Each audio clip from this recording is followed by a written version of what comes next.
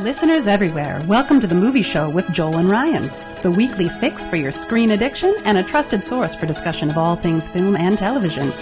Please keep in mind that for the purposes of this podcast, Joel and Ryan are not acting as journalists, but rather fellow moving picture enthusiasts. All of their opinions should be taken as such. Also, please be warned that while Joel and Ryan may seem like petulant children, they are, in fact, adults who may occasionally use adult language. While they promise to bleep out all the worst words, it's a good bet you will still understand what they were saying. And now, with no further ado, here's Joel and Ryan.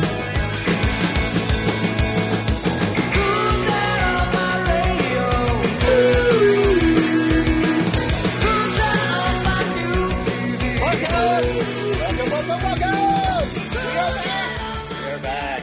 Summer vacation is over, and Joel got COVID. Hey, everybody, welcome to the Movie Show with Joel and Ryan. I am Joel. And I'm Ryan. And of course, Michael. Michael is here! Oh, Hey, Joel. Yeah. I hate to interrupt the opening festivities, but everyone understand you're so far away from your computer, you're a little quiet compared to us two. Okay, how about now? Is that a little bit better? Yeah. That's all right. That's the booming MC from the heavens that I'm used to. If that's better, yeah. Dude. Sorry about that because I had my headphones microphone was on and not the microphone I normally use.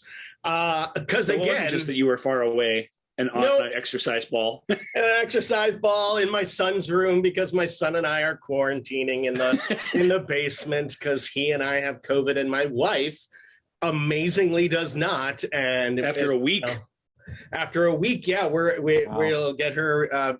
We're assuming at this point that she somehow escaped it, and which we don't know because my son coughed in both of our mouths. So we're like, how did that happen? But I know exactly how that happens. I shouldn't say it because it might not have come from our son because it may have come from me. Because we were in Chicago amongst many people at a wonderful convention, and it's what they call one of them super spreaders. So, But that's not what we're here to talk about. It's a good thing. We're back. We had many weeks off. We hope that you have enjoyed. We hope that you enjoyed your time away from us, but not too much. And we sure do appreciate you coming back. We hope that you used the time wisely and caught up on any missing episodes. I think that's probably the best way to spend your time away is catching up on older episodes. Did. We spent the time watching some of the worst movies of all time. Holy buckets. This episode today is very much a best worst sort of thing. Some of these movies were just absolute delightful treats of trash. And we can't wait to talk about them. So of course, a few years ago? Was it 2 years ago already we did the Jaws? Jaws deep dive? Was it 2 years ago? Yeah, it was like a couple of years ago, I think. Yeah, because I think it was over. I think we did it over Zoom. It was one of the first Zoom episodes. But yeah, the quintessential summer blockbuster classic Jaws. And we talked about last summer was V and Aliens that we did. Yeah, so it would have had to have been the summer before. You guys are right. Yeah. So so there was was V already a year ago. Yeah. So we did a deep dive on Jaws itself, and then we did an episode on the Jaws sequels and the larger topic being the diminishing returns of sequels. Like there's certain films series for a long time where it was just kind of less budget, less ideas, let's just quick cash in on this until you just run out of good movies, and by the end of the fourth Jaws movie you just as bad as any of the ones we're going to talk about today, actually, which is kind of fun. Not quite, but almost. But the fun thing about Jaws was it was such a huge hit, and it was even though it really wasn't, it was a huge production in terms of what it took to get it done. But it still wasn't like a huge high budget picture. You know what I mean? It was an event movie for its day, but it was a film where all these producers from all around the world and all these competing studios could look at it and say, we can do that. Mm-hmm. We can do that. We'll just do it with a Barracuda instead. And everybody will say, huh? What? Barracuda. Mm-hmm. but it's like, but they did that. So they just came out of the woodwork like immediately. And there was this flood of them. And we're going to name a whole bunch of them. We won't even come close to naming all the ones that are out there. There's so many in particular. I mean, they're all through the ages, these sort of monster movies. But they were so many, and they were so Jaws-like. They were such answers to Jaws. In their advertising, in their everything, in their plot synopsis, and they just were just taking everything they could from it. Mm-hmm. We'll get to it when we get to our list. The first one out of the gate, just literally just replace the names in the script and the monster essentially, and. I don't know, nobody sued him for that because it was awful and everybody kind of knew what it was, but everybody went to see it. And it showed, even if you make sort of a crappy movie, if you follow the template somewhat, the teenagers will come out and they'll jump in their seats and, they'll buy a bunch of popcorn and all will be right with the world especially as far as the smaller independent studios of the day were concerned. I would argue that the best, and we say this back in those Jaws episodes, if you want to check them out, but the best, if you want more Jaws, the very, very best movie to watch is Jaws 2. Jaws 2 is really, really good. We all agreed on that at the time. Yeah. It's not some masterpiece of like Hitchcockian man against wilderness adventure horror like Jaws is, but it's one of the best examples of a sequel, I think, in the history of sequels, where it's, let's do the same thing again, but different. It actually, on many, many, many levels, it really, really works well. Yeah. And so that's the best one. That's the best Jaws ripoff, it's Jaws 2 by far. And the second best one doesn't have a monster in it at all, which we'll just talk about briefly here. But the other thing that happened when Jaws was a hit, Jaws was a novelist Peter Benchley's first book. And then he's scribbling away, writing books, and he became one of the paperback kings of the era, truly. And into the 90s, really, like everything he wrote kind of was a pretty big seller, even if he's not a super glorified novelist, he writes a pretty good adventure yarn that's steeped in the place that it takes place in, which is something he's really interested in and is really good at writing.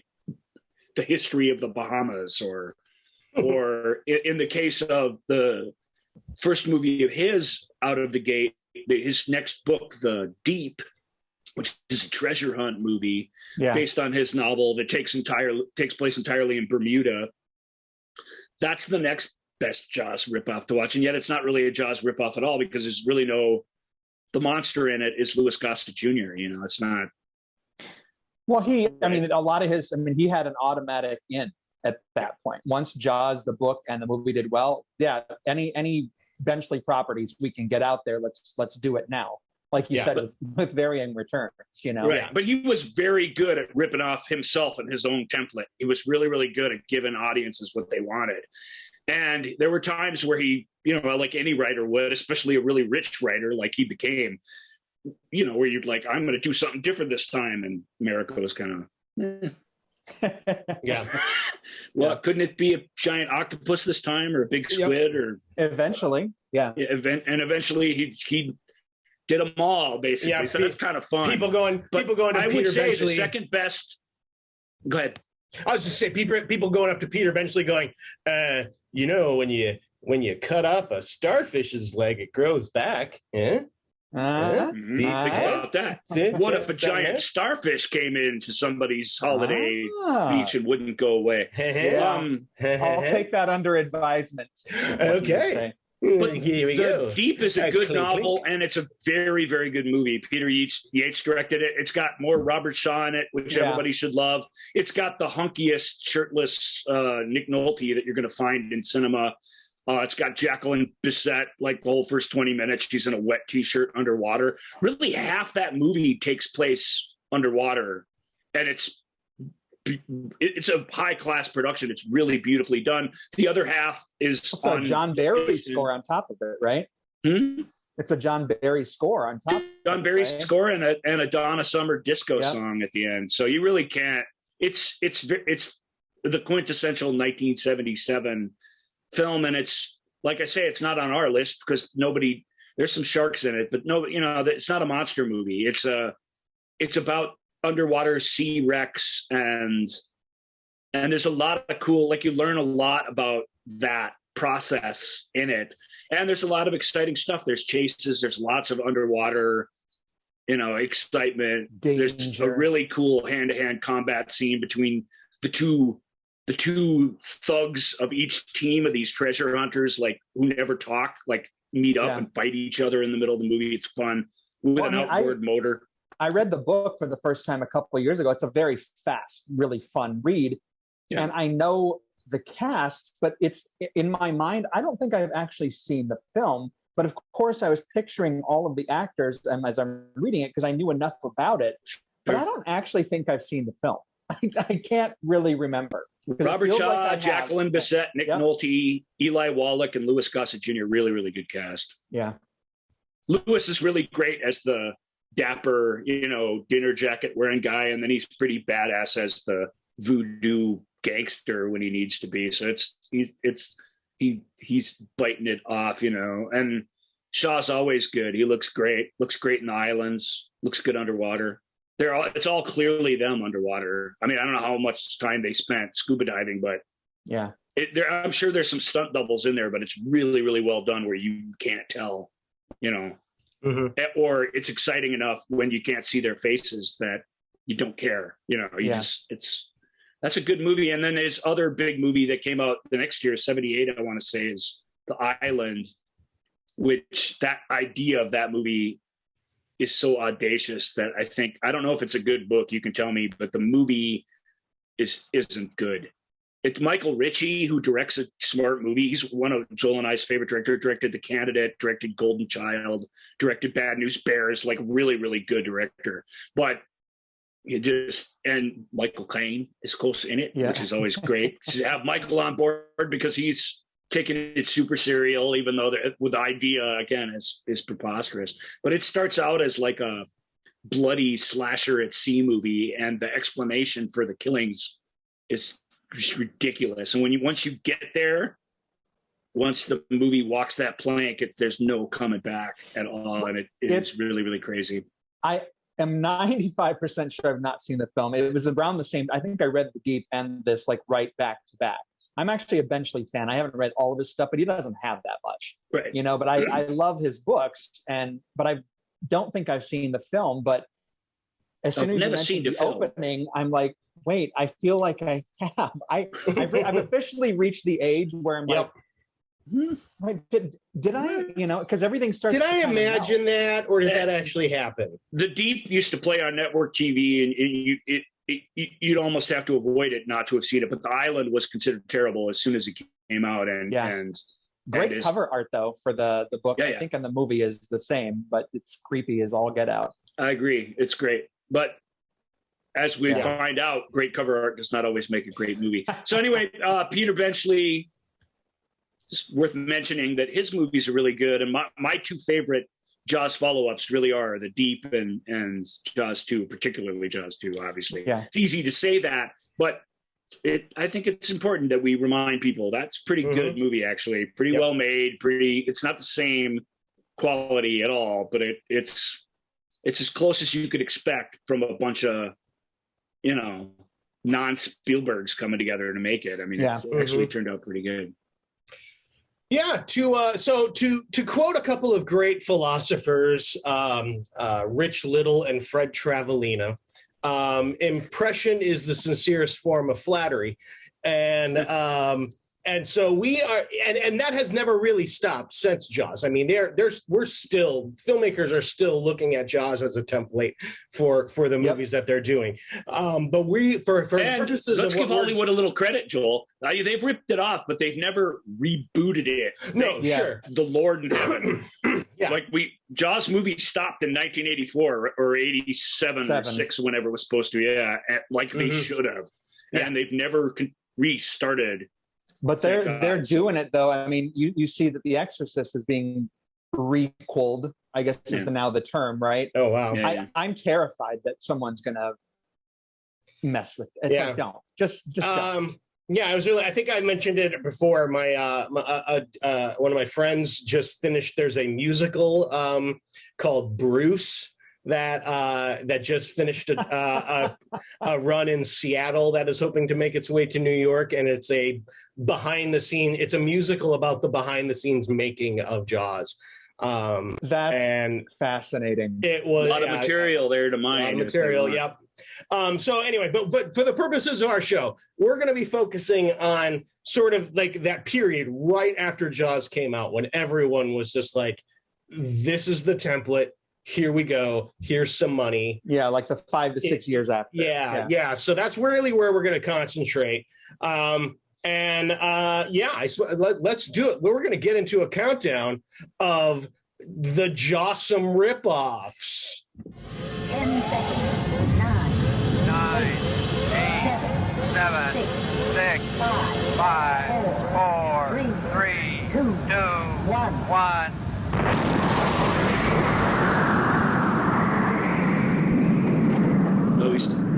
We still have a couple more to talk about that aren't technically in the countdown. But yes, I know, but I fear they're kind of honorable mentions, so they kind of are kind of adjacent. So that's why I figured. And one dishonorable mention. There's that, yeah. As you're foreshadowing for us there, yeah, which will be fun. Yeah, cool. So honorable mentions. I can't remember. What do we have? Blood Beach. Oh, Blood Beach. Okay. Which I did not get to, so I will hand over to just before we get into Blood Beach, because we can talk about it a little bit. It's worth talking about it because it was a very famous Jaws ripoff. Has a very famous video store poster that was proliferated probably more than the movie actually was. And the poster has one of the funniest taglines of all time. The tagline is, and I'm going to do this in sort of old comedian style because that's how I read it every time I see it, is just when you thought it was safe to go back into the water, you can't get to it.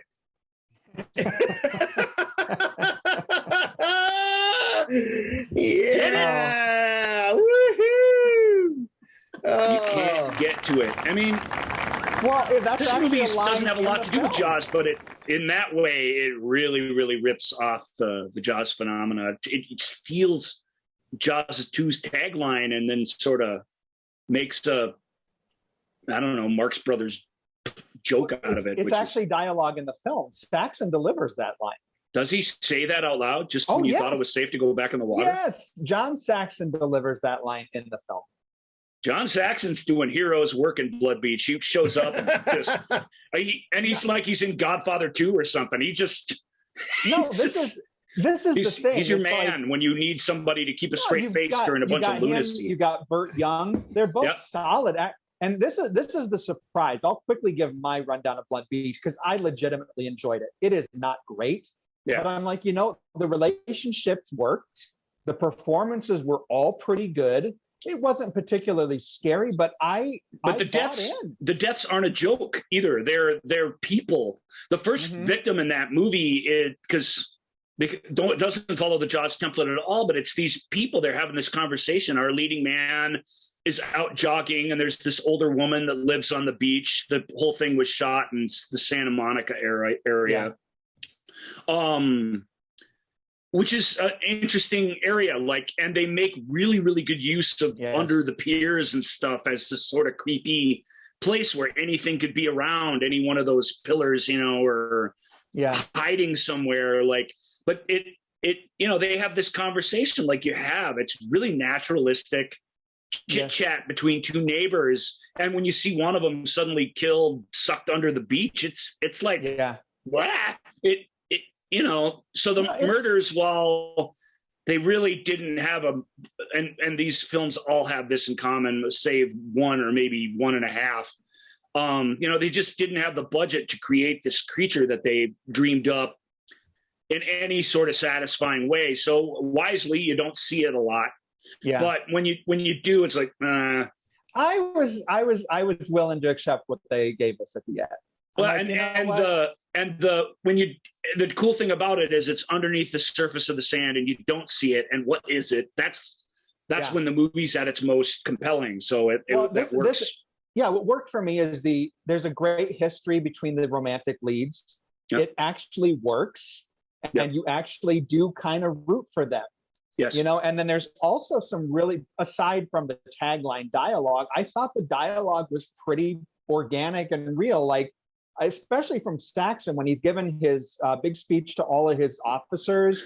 And let me tell you what I'm up against. Is how it starts, which I love. When he tells off the councilwoman from the city, it's all.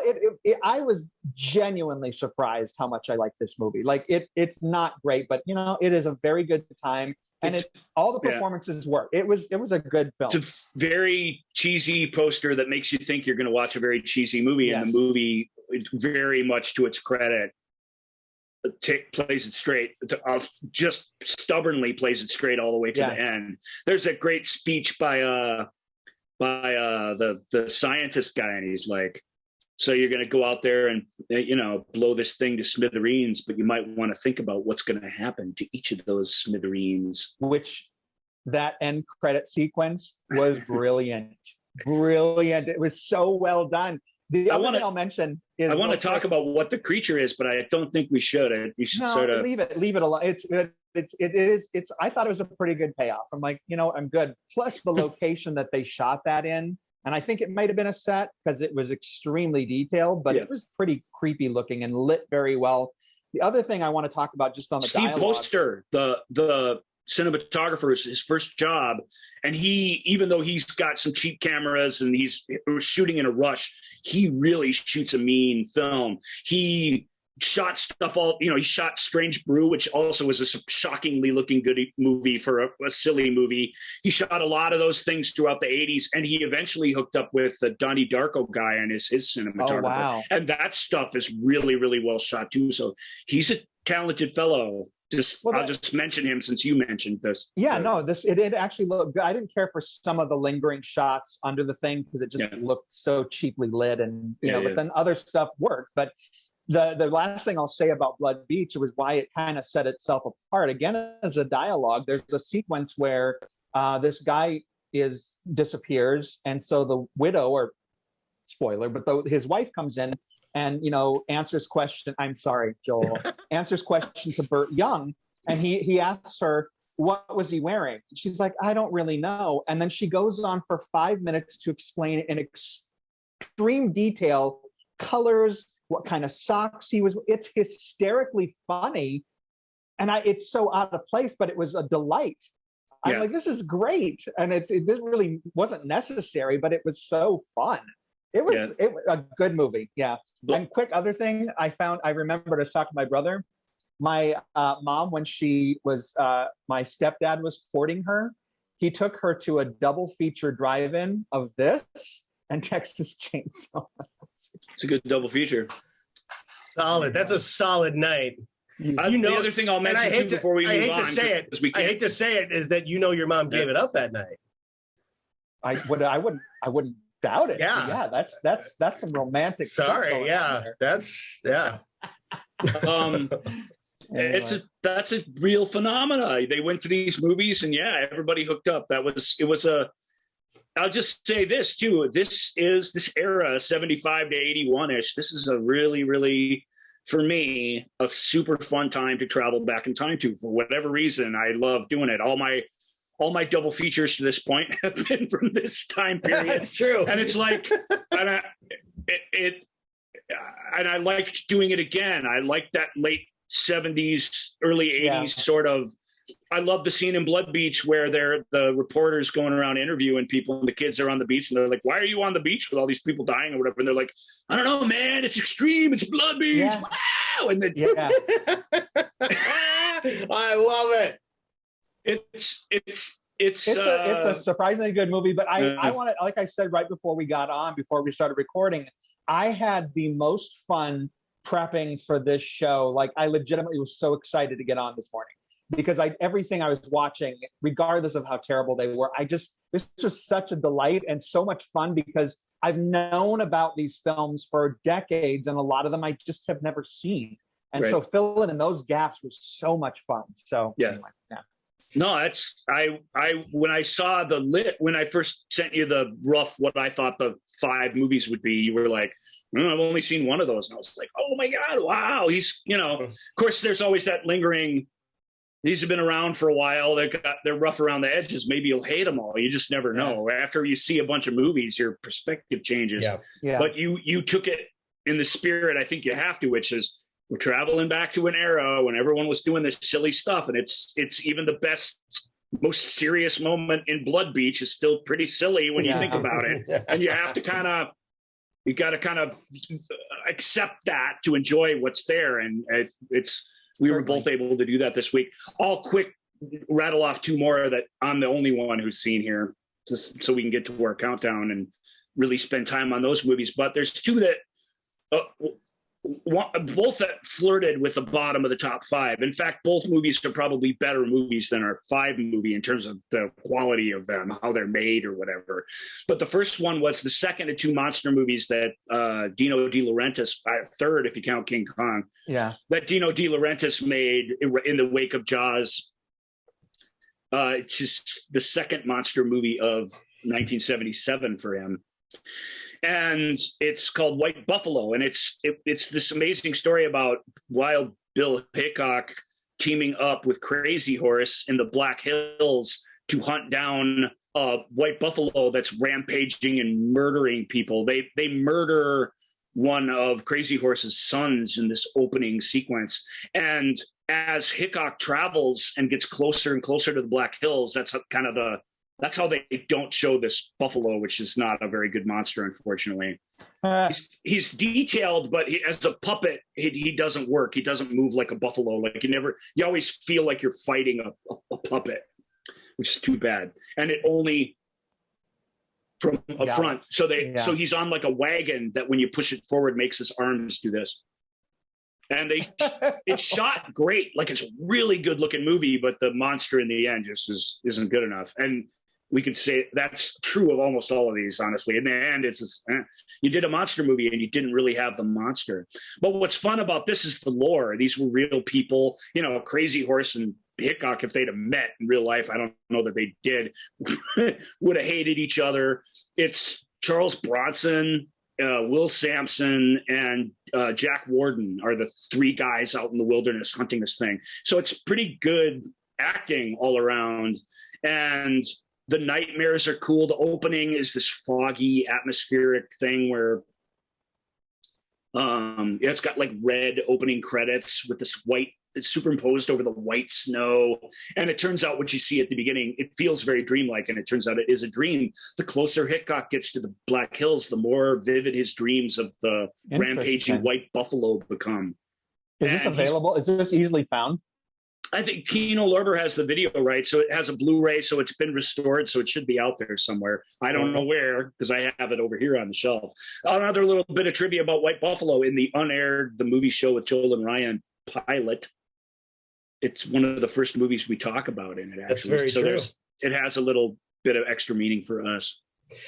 Michael, I don't know if I recommend that one. You got it. It's a Western. It's like a Western drama that also has a rabid, angry buffalo in it. It really isn't much of a monster movie as I rewatched it. It's got its moments, but they're very sparing. Well, that's like you said, Joel. It's surprising that I'm not familiar with this film. I would have thought that would have been part of the curriculum at Lee Deadwood High School. At the Lee Deadwood High School. Well, was it actually shot in the hills? I don't know. I doubt it. Feels more like I would know. It feels more like the Canadian Rockies to me than the Black Hills. Now, do you remember as a youth hearing stories of Do you remember hearing stories of Charles Bronson hanging out? Well, that probably would have been before I moved there. So the big saloon that he goes into when he first shows up, it's got an old train in it. It's got this kinds of things you'd like. But I joked in the pilot that the saloon set feels like they filled it with. They had the smoke machines running all the time so that you couldn't see the back studio wall of the thing. So you get this double-edged thing. Like they're really whipping through this movie and churning it out quick, and yet everything they're doing is loading the thing up with this atmosphere, and it's got a parade of people that you like. Ed Lauter shows up as a soldier who has a vendetta with Hickok and tries to kill him or beat him up or something. Does he play Jack McCall? No, I don't think so. No. We don't. This is pre that stuff in history. Oh, got it. Okay. It's a fantasy of what happened before he gets to Deadwood because he's going there. But he doesn't get there. He gets sidetracked into this mission. I'm putting it on my list. I want to see it. It's not a bad movie for a low budget Western. It's great. Wow. For a monster movie, I don't know. And then the other monster movie worth talking about is Prophecy. Again, very high. Robert Foxworth is the star of it. Talia Shire is in it. She's actually top billed in it. Armand Desante plays a Native American in it, but he's flanked by very much in the same mold though of Edward James Olmos in Wolf, where it's a whitewashing casting, no question. But Will Sampson couldn't do every one of these movies, and he was really the only one making the rounds doing this kind of role. And Asante is what he is. He has this intensity to him. And he could tell he cares very much about the spiritualism that's at the heart of Prophecy. And he's flanked by a Native American woman who's equally important character, which is rather forward thinking for this time. This film's an eco-disaster movie. So I'm not making excuses, but I want to give it as much of the benefit of the doubt as I can, because the Native American part of the film is well-meaning and really it's dove into in a very legit way, which I appreciate when I watch it. It was written by, who was it written by? I can't remember the screenwriter for it, but he's a fairly famous screenwriter, David Seltzer. Oh yeah, Omen. Yeah. The Omen, and just so you go look, and it's a whole host of things.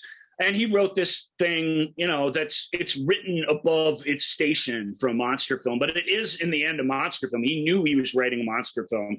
It's this mutant creature that this paper mill has been dumping these chemicals into the river, and it's been mutating everything. Like there's all these cool puppets. Like there's this weird fish, and there are all these weird creatures that they come across in their investigation. Richard Dysart is fantastic as the guy who runs the paper mill. I remember this video on the video store shelf. Yeah, it's got a weird 70s rainbow art surrounding this fetus of this thing. Yeah, exactly. It's if you superimpose it on the Alien poster, it all fits exactly, but it's just slightly different. But like David Stelzer said, I'd never seen this before. I've owned Prophecy for a while. That's on Shout Factory too, so it should be out and about. And it's a widescreen movie with lots of helicopter shots. It was shot also in Western Canada, standing in for Maine, but it's beautiful until the monster shows up, and then you're like, what? It was directed by John Frankenheimer. So, okay. On this list, we've got either a young pup making their first cheap, cheesy movie for the first time, and that has a certain kind of energy, or you've got an old, grizzled soldier going, okay, I'll make a monster movie if that's what the kids want. Whatever keeps me working. Yeah. So the two templates that we have here for these films. This is one of the latter where it's Frankenheimer. Whatever keeps paying for my habit. With John, it was the sauce, but yes, and that's very much what's going on here. The monster's he shoots it well. He hides it as much as he can. He makes the violence as impactful as he can. But in the end, you see the monster, and the monster sucks. And it sort of brings the thing crashing down to some degree. And that's what Seltzer said. He's like, that's John's fault. John screwed that up. If you're going to make a monster movie, you got to have the monster. and he just never had one, and he didn't seem to care, and he just moved on to his next movie. And I can't recall being more disappointed in one of my scripts when I saw it than this. Like, he's just railing against it in this interview, which they normally don't do. They normally are like, they have a sense of humor about it or whatever. Seltzer hates Prophecy and hates that his name is on it, even though all his ideas are there. Just a shitty monster. Yeah, it's bad. It's bad. But it does dovetail nicely into our number 5 movie on our Jaws ripoffs. Yeah, so it is as Ryan put in our, when we were putting together our notes and everything. This one is okay. Well, what if we do Jaws, but instead of biting, this Jaws has claws, and that brings us to our number 5 film, Grizzly. Oh my. First rip-off out of the gate. And this movie isn't as good as White Buffalo. It's not as good as Prophecy. Like, for all their flaws, it's not really as good as Blood Beach, in my opinion. So why is it here at number 5? Because it was the first one. It was made like less than a year later than Jaws. They really whipped this together fast. They got it out there. And of these, being first matters. Getting out there, having the poster with the grizzly over the campsite or whatever, and just being the first. It's just like Jaws, but with a bear. Yeah. Jaws with claws that's what it's commonly called out there in the world of cheap cinema. It was flagrantly the same. Yeah, it's your like three lead characters are the same. Yes. I even notated that the Hooper character, who is a bear scientist, even wears the little stocking cap. Yeah, I mean, it was that down to the little detail. Yeah, it's like they got the shooting script of Jaws and like literally we're just scribbling out and then like bear and rifle instead of and it follows. There's even an Indianapolis speech. Yeah, that's the one that killed me. The Indianapolis that killed me. That was fantastic. What's it about again? Who gives that? Is it? It's Prine that gives it. I can't remember the Andrew details. Prine really helps this movie a lot because he's really good in it. All 3 guys are good, but Prine I sort of can't take my eyes off of. And Prine was the only one when they were going to do a follow-up to this. They got everybody back, and he was like, "Yeah, no thanks. I think I've done everything I want to do in the outdoor, like cheap, nature attacks films." But Christopher George is the park ranger who's trying to keep people from being killed, and nobody's listening to him, and all the resort people are pissed. It's like all the stuff you would expect. Prine plays a helicopter pilot who's got this great of a ship captain. He's the one who's slightly different than. He's not a Quint-like character, but he every time he needs to do a Quint-like thing, he's there to do it. So I mean, it's. But he's not that crazy eccentric character. He's just a little more. But it's enough that he is instead piloting a helicopter rather than a boat. I mean, it's so obvious. And the naturalist is this sort of never cry wolf, Richard Jekyll, this never cry wolf guy who lives with the animals and pretends to be them and really gets into what it is. Which was a really weird and modern idea that the film sort of plays with, is kind of fun. But it really is ultimately after these murders, which are some of the stupidest in movie history, it really is the 3 guys out in the wilderness fighting down the monster. And it follows beat for beat exactly the things that we experience in Jaws, but in a way that just isn't as interesting, because when you're not at sea and you're not trapped in that boat, a lot of it doesn't make sense. And some of it super doesn't make sense. Now, I don't want to skip all the way to the ending because I got a few jokes to tell about the murders, but huge spoiler alert for Grizzly. And maybe you guys can just watch this, and I haven't seen it for a while, but correct me if I'm wrong, naturalists out there, zoology fans. bears don't just explode when you shoot them with a gun. The hydrogen bear is what we called it after that. They don't. The only reason a bear would explode, and it's admittedly a great spectacular ending shot, is because the shark exploded. There's no other reason the film gives you for that happening. Okay, he was shot with a rocket. He was not shot with a rifle. He was shot with it's because they're like, they have the gun. They're like, that's not going to do it. And then they get like, this will do it. And it's like a little mini bazooka thing. And that's what they're trying to get at. Is so it does, but it's still, it was, all we needed was like, what would be the Grizzly equivalent of "smile, you son of a bitch"? It would be, what does he actually say? He has one of those. Quips, he does have one, and it's no, not at that point. Right before it, there's like a moment before it, and open up the and say character. Yeah.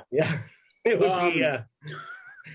Hey, look, sharks. Compressed air tanks don't explode when you shoot them either. So but that's in at least the service viable. of a big ending, whatever. But that's sellable for the general public. Yeah. I mean, anyone sees a bear explode. It's established, and it's like you say, the dominoes are set up for you. In this, you just like. Here was my Grizzly experience. It was the first one of these that I watched, and I hadn't seen it before. After getting clearly the budget was spent on the day they had with the 2 helicopters flying over the forest. Yeah, they were not wasting. Aerial footage is beautiful. The big Todd AO cameras that they shot this thing with are give you a lot of environment for your money and stuff. So clearly, and it was like, none of this is ending up on the cutting room floor. So we're just gonna keep doing this for like 7-8 minutes for the whole opening credits. So that was that was fine. But like, so after the opening credits end, and we start to meet our characters, for the first like 8 minutes or so, I was like, dang, this might be good, because I thought that the dialogue was seemingly was delivered very naturally. It had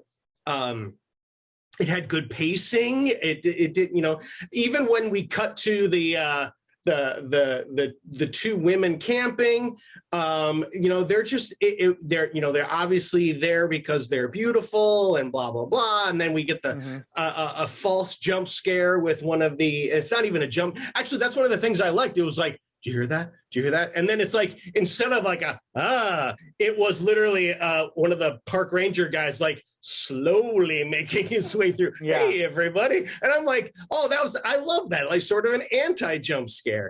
And so I'm like, oh wow, this might be really fun. Okay. And then they cut to the point of view shot of the Grizzly. And I went, oh no, okay, we're doing this. Bear cam, we're doing this now. Okay, then I'm ready. Okay, I know what I'm gonna do. And I didn't totally dislike it. It's not good, but it's one of those things, like, I am so glad I have finally filled in this gap. The score was beautiful, if completely out of place. Like, it never, which is another common theme amongst these films. When the score is good, it's usually out of place in a Jaws ripoff movie. But it's not right. But it was also the inconsistency in the bear as far as size and color, and they make good use out of a real bear. They've got a torso of a bear that keeps popping into screen that a stunt person is clearly waving. They got a big arm on a gimbal that swipes at people. Yeah, they do. They do that thing. I'll just say one more thing about Grizzly, because it is a Jaws ripoff, to the point that it stampedes over anything that makes any logical sense to repeat Jaws issues.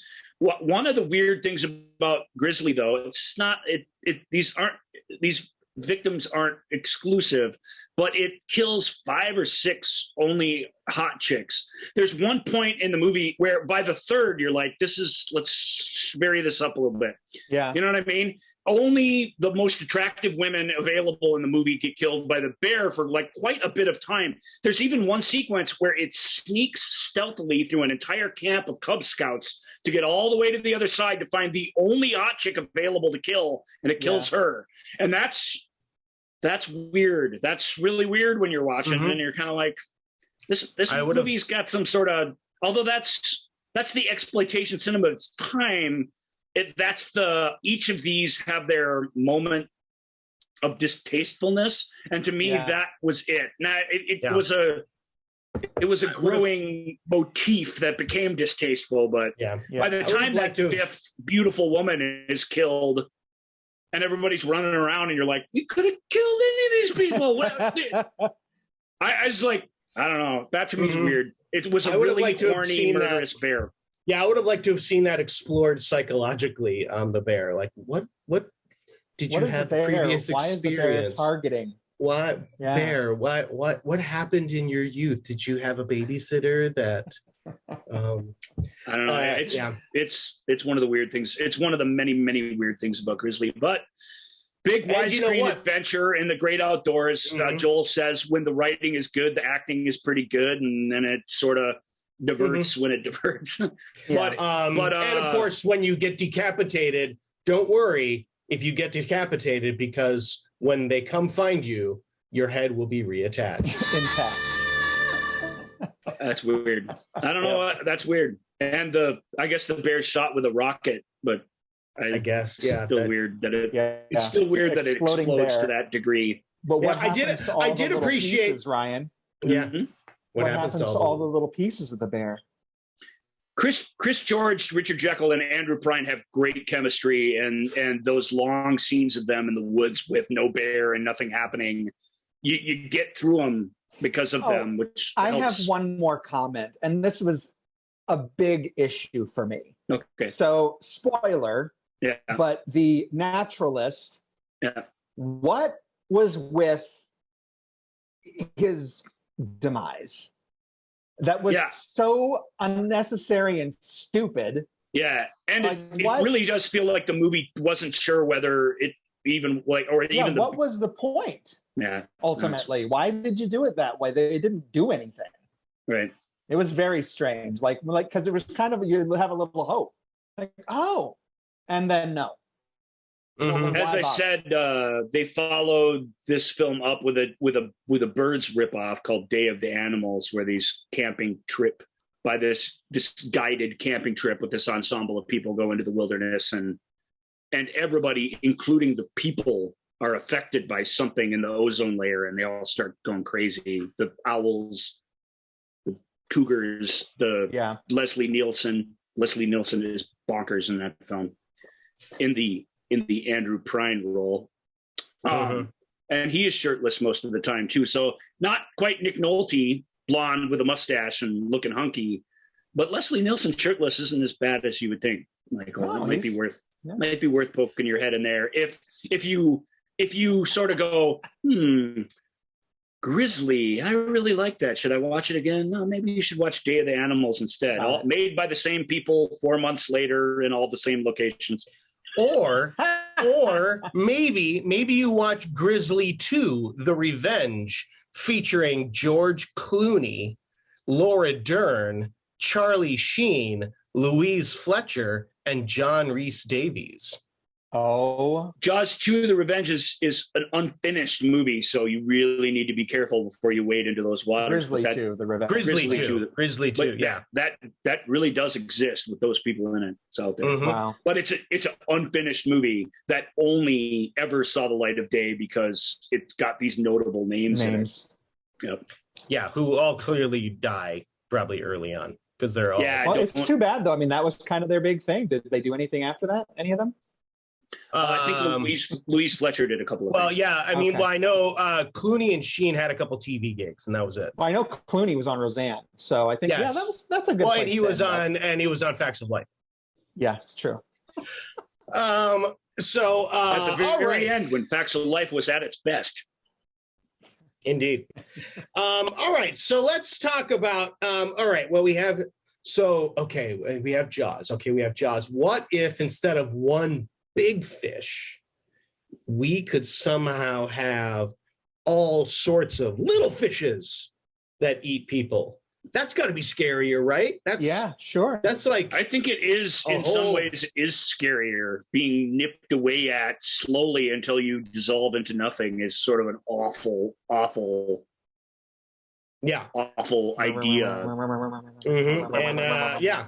And if Joe Dante is gonna eat you with little mouths, then it is gonna be awful.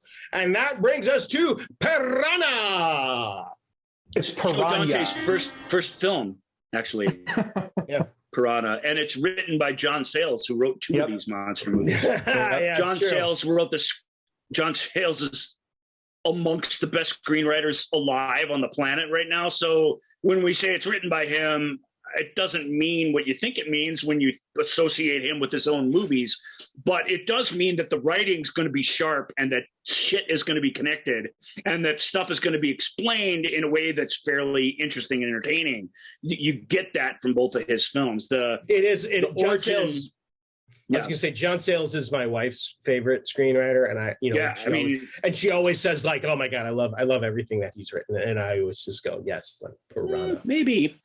Maybe not Piranha. Anyway, he was paid for Piranha, and with the money he was paid, he took every penny of it and made Return of the Secaucus 7. So, and those things are the yin and yang of the movies, basically. It's shocking.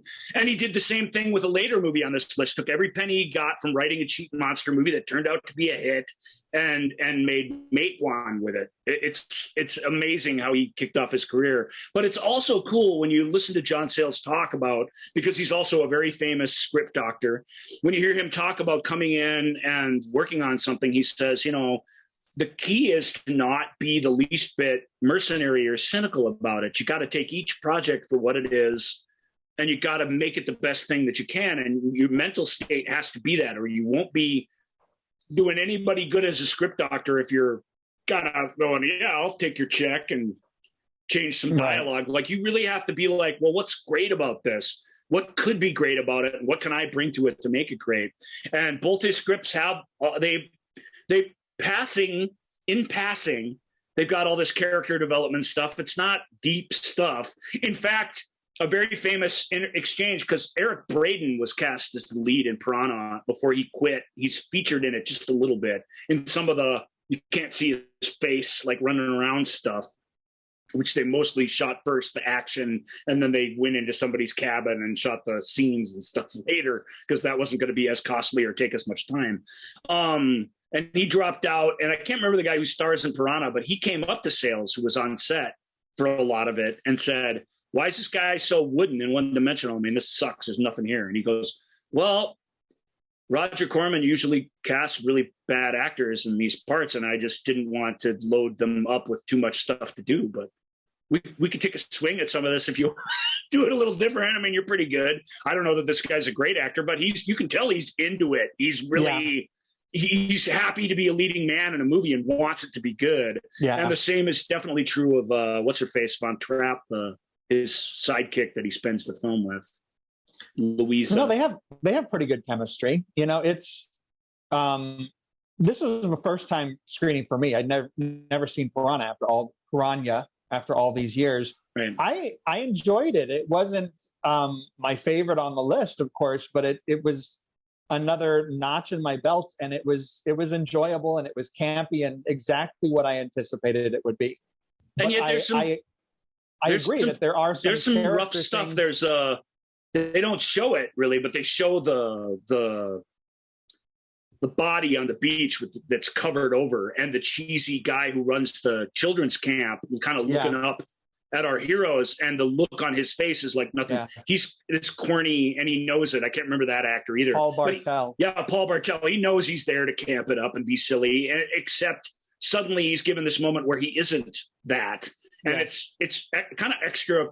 It could work poorly, but it doesn't. It works. It lands hard because you're not expecting this mournful seriousness out of him.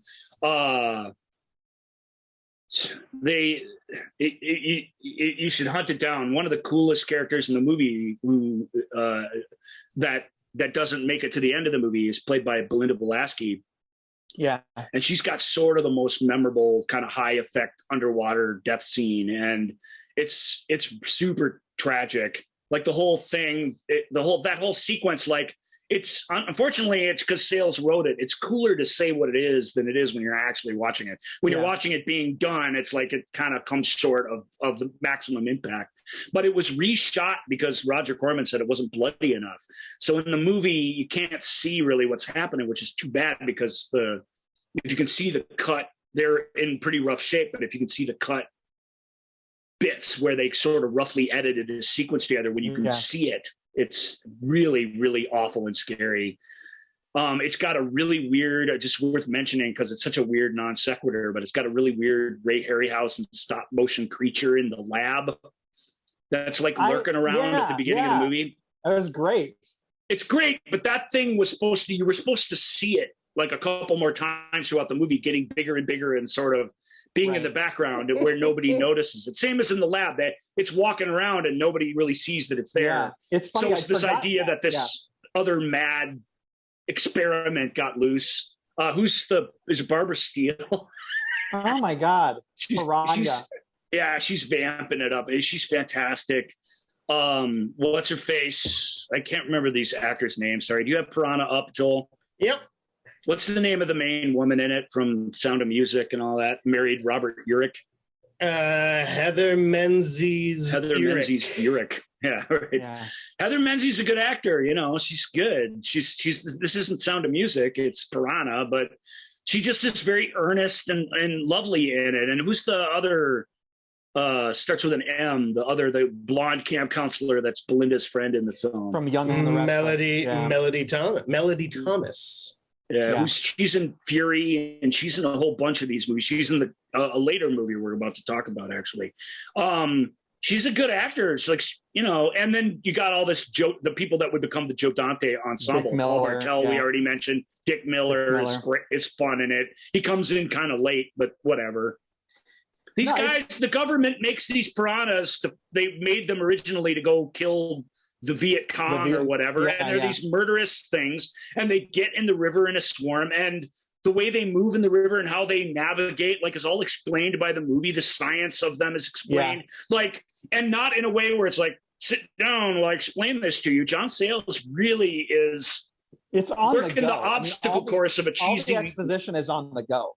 It's you're right. It doesn't really stop. It's just like all this stuff's going on, but we're getting all these little chunks. But unlike something like Grizzly, we're not left with dozens of questions at the end of this one. It's all there for us. It works out. And Joe Dante is making a monster movie. He's a kid in a sandbox with all these toys, and you can just feel that energy when you're watching it. This is my movie, and it's going to be awesome. Woo! It has that sort of youthful energy to it in a way where something like Prophecy is very staid and formal. Yeah. You know what I mean? Because it's made by this old school guy who's making his last group of movies instead of just starting out in the biz. Joel Goldsmith, Jerry Goldsmith's kid, did the sound for it. And the sound is not good as much as the sounds where they had to be like effective or interesting, and they had to come up with these interesting sounds. They do. No, for 2 weeks, my husband and I have been going around going, whatever their noise is when they're coming. And I actually really like the multiple shots of them going through the water. I don't know if it was actual puppets or if it was some kind of, but when you see like the horde of them kind of coming in the water. Yeah. This was a very enjoyable movie. I mean, it's never going to be a favorite, but I thought it was a hoot. It was a good time. It was like I say, it was the start of a lot of interesting careers. There's a lot of people working on this for the first time that went on to really, really great things. So it really is Joe Dante, who is no Steven Spielberg, but nevertheless, it's his Jaws. It's his Here I Am world sort of movie. And you can tell he's got a lot of talent, and Sayles as well. And this cast. This is a little different job. It's not Blood Beach where you just show up and do it for real. This movie sways dramatically between real campiness and real seriousness, and that's a different sort of balancing act that is, I think, probably trickier to do. And it does a pretty good job of it. I didn't like Piranha for years when I was a kid because I thought it was a little too mean spirited. But now I realize for a goofy movie, it just really gets the dark, grisly deaths, like really does them well. And you really are like, ooh, you shouldn't have done that. I was giggling and having fun. Yeah. Now when I watch it, I'm like, okay, if there's going to be horror involved and tension involved at all, you got to have that stuff. And if you got to have it, then do it. And this film does, that stupid opening couple who go swimming in the piranha disgusting pool. Water. I'm like, yeah, let me dive in on there. With the danger signs and the barbed wire everywhere. I mean, the whole thing is just like, hey, wow, look what we found. And that's Chrissy Watkins and her bow. That's who it basically. is. It's that sequence. But it's a murder mystery or a missing persons mystery about those people that gives the thing its legs for the whole first half. So Sayles makes the most of everything. He's just a really smart screenwriter, and Piranha is not a highlight of his career at all. But he built his career off of it, and he does. When he talks about it, he doesn't talk about it like, "Oh yeah, Piranha." He's like, "Yeah, well, I like." Got me where I need to go. Yeah, got me where I need to go. But what it is in and of itself is good. And let's talk about what Piranha wanted to achieve and sort of did achieve. So. That's cool. I like that lack of, because the kids today,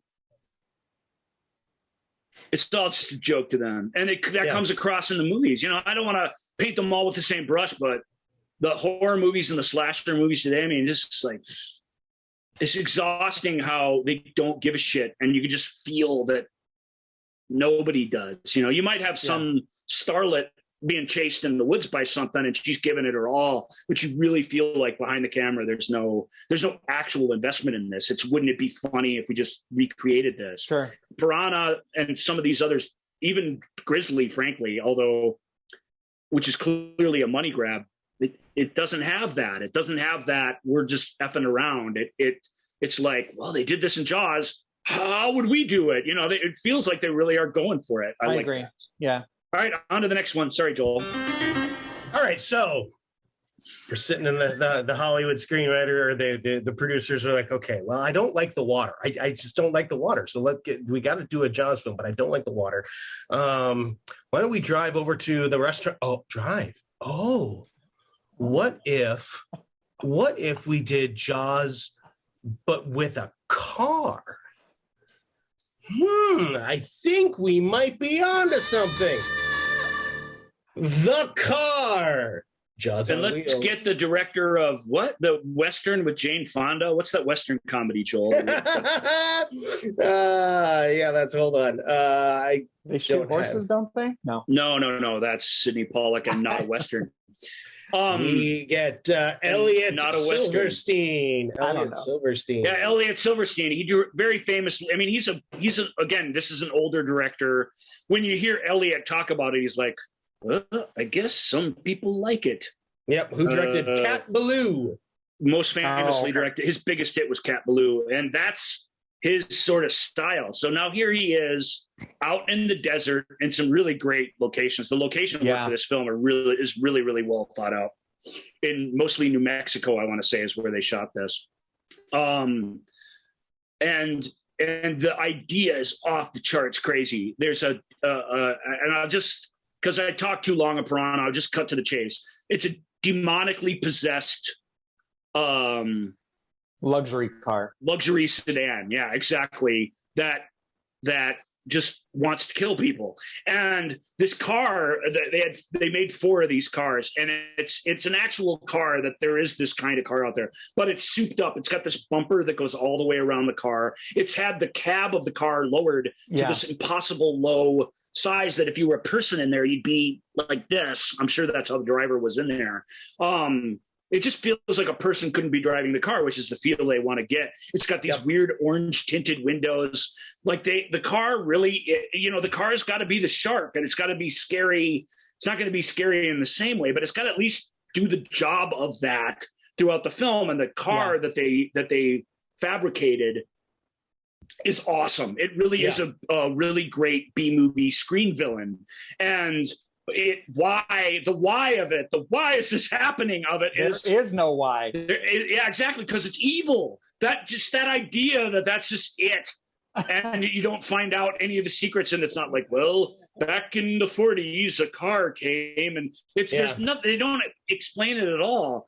I was kind of jonesing for some. Halfway through, I turned to Elwood, and I'm like, this better have a good payoff because I'm digging this movie, and it better have a payoff. Got to end pretty well. You got nothing. The car. You get a couple of things, but you still are only left with hints. Yeah.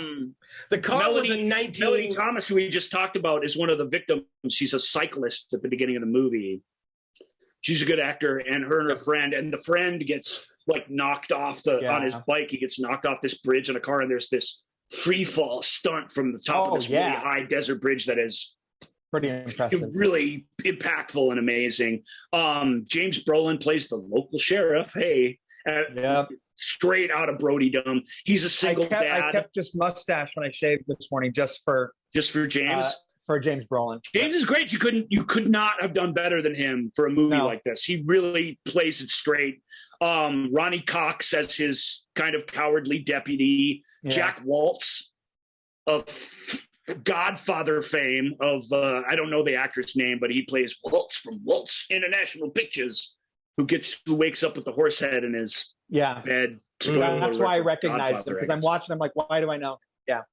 There's Elliot Silverstein. There's a lot of Jewish people in this New Mexico town, like an inordinate amount. And I know that's because they're all Leonard Rosenman. There's a lot of Jewish crew people. Like they're a little group that traveled around and did movies together. It's kind of neat, actually. I dig it. John Marley. John Marley is who you were thinking of. And the car, I just had it here. The car is where's my trivia? The car is a modified 1971 Lincoln Continental Mark III, and they lowered the roof 3 inches and altered the side fenders so that they made the side fenders 3 inches higher on all sides. So that's, but it's great because it's like every other car you've seen, and it's like no other car you've seen. It really does find that perfect balance. The two girls who play James Brolin's kids in it, this is a bit of trivia for you, and then we'll move on from the trivia. But one of them, very famously in the Witch Mountain films, they're sisters in real life. And they're both, it turns out, Real Housewives of Beverly Hills, which I found kind of amazing. Those kids are pretty good in it. They were good kid actors in their day. Well, the younger one went on to do Halloween, and then Halloween Kills. Yep, and Watch Her in the Woods, she was in as well. And the older one, like I say, is very recognizable because she was the star, basically, of the Witch Mountain movies and several television appearances in the late 70s and early 80s.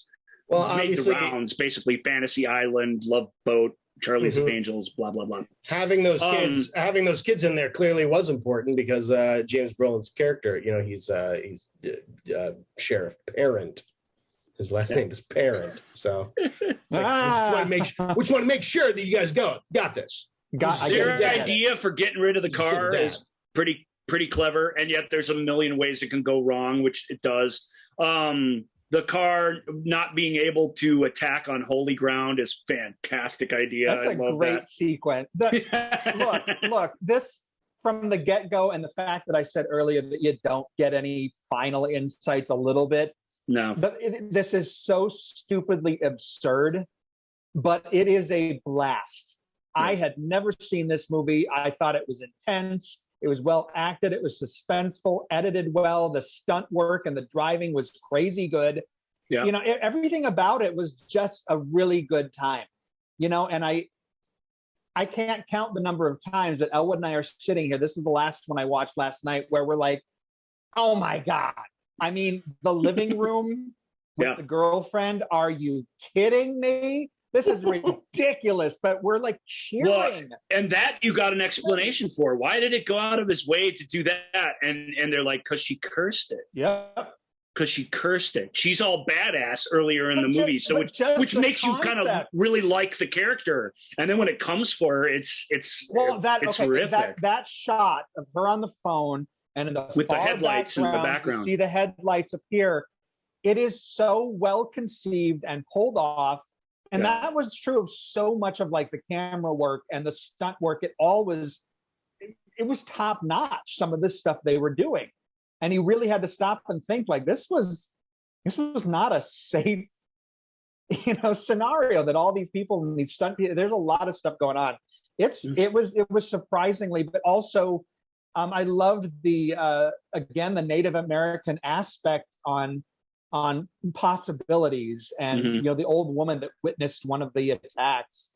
It's like, and I love that they don't go out to a powwow to talk to them. These people are part of their community. Yeah. I'm not trying to be insensitive when I say that, but I love seeing, it was Natalie Mendoza. I read an interview with her and they're like, well, what are your kind of thing? What do you like? This, that, or the other thing. And she's like, I love it when I'm not cast because I'm Asian. She's like, those are my favorite roles because that's all I'm ever up for. And my whole job is auditioning for the Asian person in the movie. Yeah. Like these people one's a deputy, one's a school teacher. Like they're part of this Western community. And that, again, this is an era where there's a lot of misogyny. There's a lot of racism in the film. There's none of these ideas are evergreen at all. So whenever you get something where there's even a noble attempt to like, do something that the other films weren't really trying. It's exciting that this film has one of the things, a ton of diversity in it. The deputy, I loved him. I thought his character was great. It was a really good performance. It was also I liked the fact that the women were particularly strong.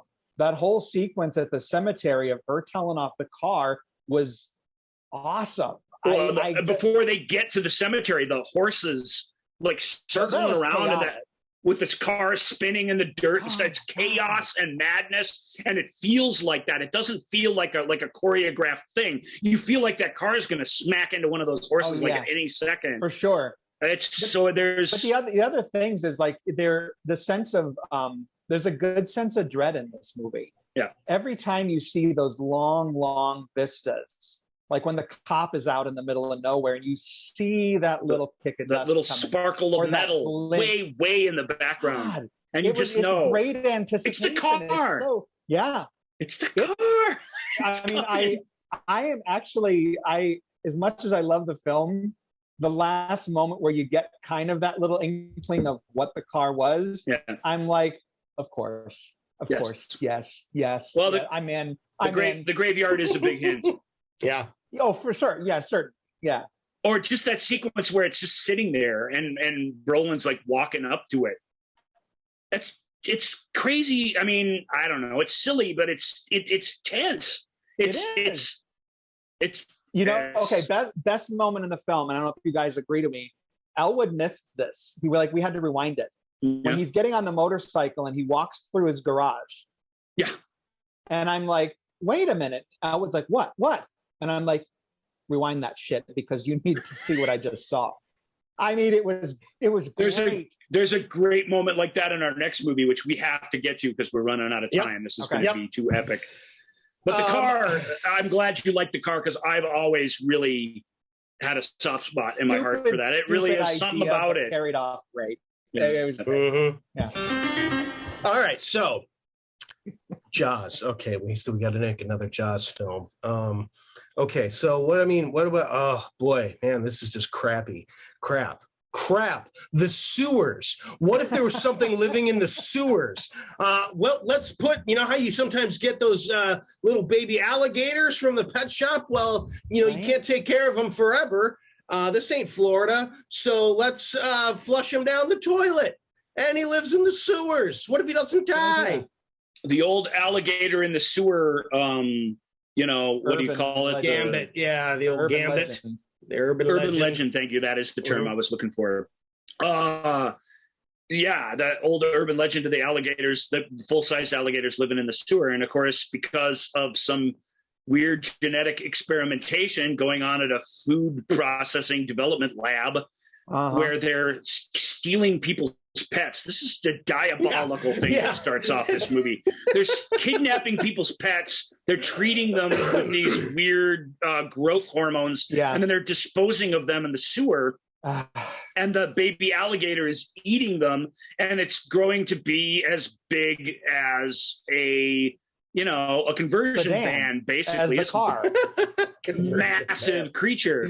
Yep. This is John Sayles again. This is really, really a super clever setup for a very silly idea. And the payoffs throughout are just outstanding. He's such a good writer. He's got a real good, with respect to the fella in Piranha, really does great. Robert Forster in this movie is that he learned the lesson of, first of all, this isn't a John Corman production. That probably helps. Roger Corman, sorry. That helps. He decided, well, I'm going to throw everything at this guy. We're going to give him some silly shit to deal with. We're going to give him a haunted past. We're going to give him everything that we give a leading man in a movie like this.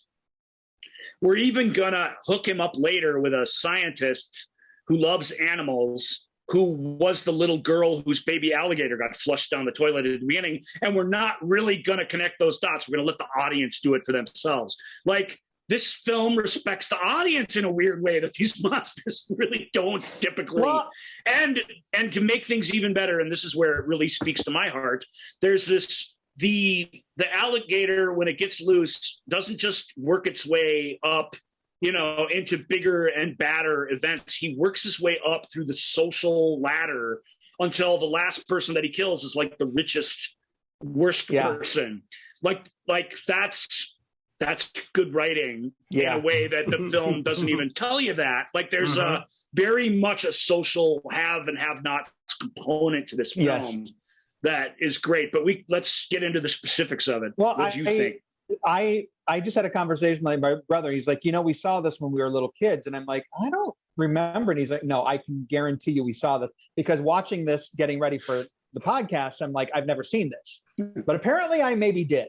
But I did remember images, but I always thought it was just from, some retrospective movies or something like I saw. Because I know I remembered the whole garden party, But I was so impressed with this film. I expected, again, Piranha, camp, okay, whatever. But there's a little bit of that. There's a hint of that in it. But there's some serious stuff going on. It's legitimately frightening. And you were just talking about the moment when he and his deputy and the light flashes. He and the rookie volunteer, played by the dude from 1941 and Big Red One. What's his name? The blonde guy.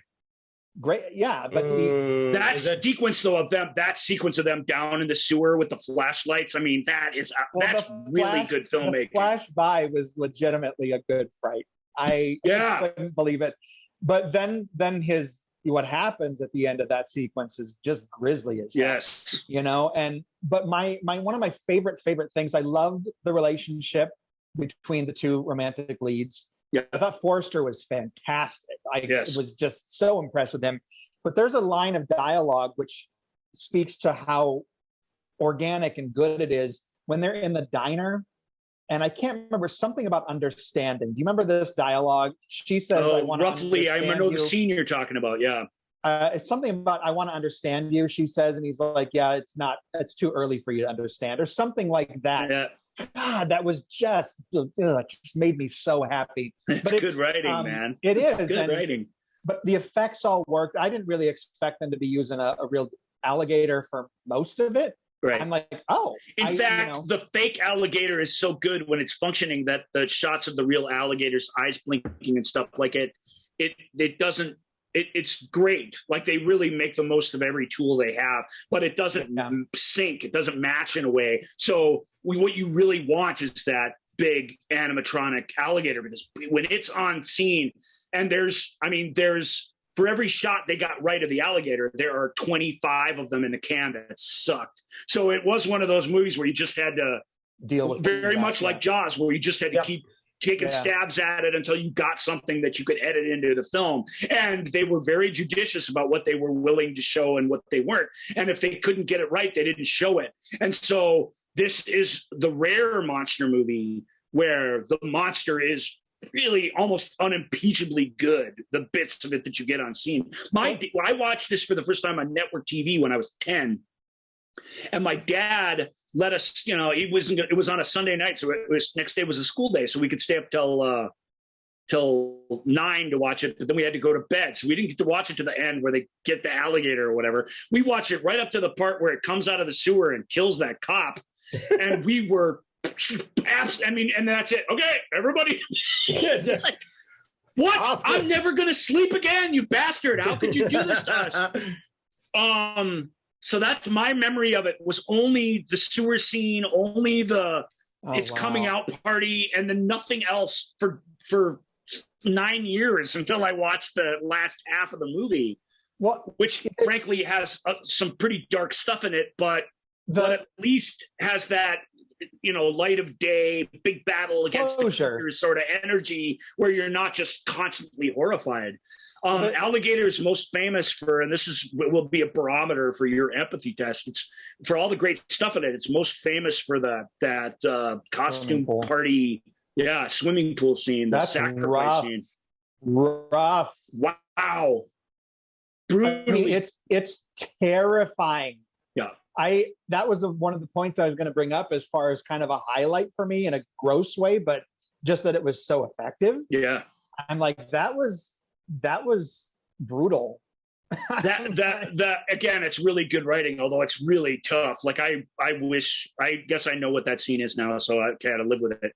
That's part of the thing when you watch movies like this, but it's one that I would wish away. I would wish it away, because I really would if I could, even though it's great. That juxtaposition of that weird innocence and this little kid like trying to find his bravery, like and to know that at the other end of this is this real terrible horrific thing. Like I hate it, and I hate them for doing that to me. And that's not a criticism of the movie. It's a legit compliment to the movie that you effed me up. How could you do that to me? Like, it's mean, and yet it's not told with a lack of empathy. It's horror. You just know what's happening when you watch it, and it's horrific every second of it. The editing's really good too, just the way they cut it, and then you get the image of the alligator in and they set it up earlier, I think like 10 minutes prior. They're like, where would he go? And then they show him in the pool. So they set it up nicely. Well, and it's also very psycho in the shower. You see it's not that grisly a thing from a gore standpoint or anything, but they show you just enough that your imagination by that point, your imagination is on fire. Your synapses are, and you're just like, blech. The other notable things for me, that was one I was going to bring up, because for me that's rough. And then I actually disagree with you on the idea that Ramon, the alligator, that yes, as an audience, we understand it's the same creature. Yeah. But I think if you'd had the lead female actually make that understand that that's what was going on, would have been more powerful if we didn't just leave it for the audience. But for the character, like if Ramon had a certain marking or something that she could have seen, I think that would have been really, really good. And I think, I think that was a very big missed opportunity for them. But maybe you should have. The film sets all that up and absolutely stubbornly refuses not to pay it off. Maybe there's a cut scene, maybe there's a deleted scene where there's something. Why wouldn't you give her that? Then she has this. Maybe there is different emotions. Why make a connection at all? The alligator turns and just goes, "Why? Why?" Even the grizzly alligator fight at the fair, where it actually attacks the guy, and they're all like, "Hey, it's all part of the show, folks," and you're like, "This is terrible." It's that movie's a harsh, brutal film, but in all the best ways. But it's so joyful in the comeuppance categories. So pleased, it's always that thing. It's like, you better give this. Still, a lot of caterers and servants had to die on its way to kill the bad guy. I would say, here's what I would say. To me, it's also reflective of this movie. It was like, this is 81, I think. Is that right? 80. So, there's been a whole bunch of these movies that have been really quickly released. Sure. And I think it's also, and again, not to go too meta into the whole thing, but it's a reflection of where the 80s were going.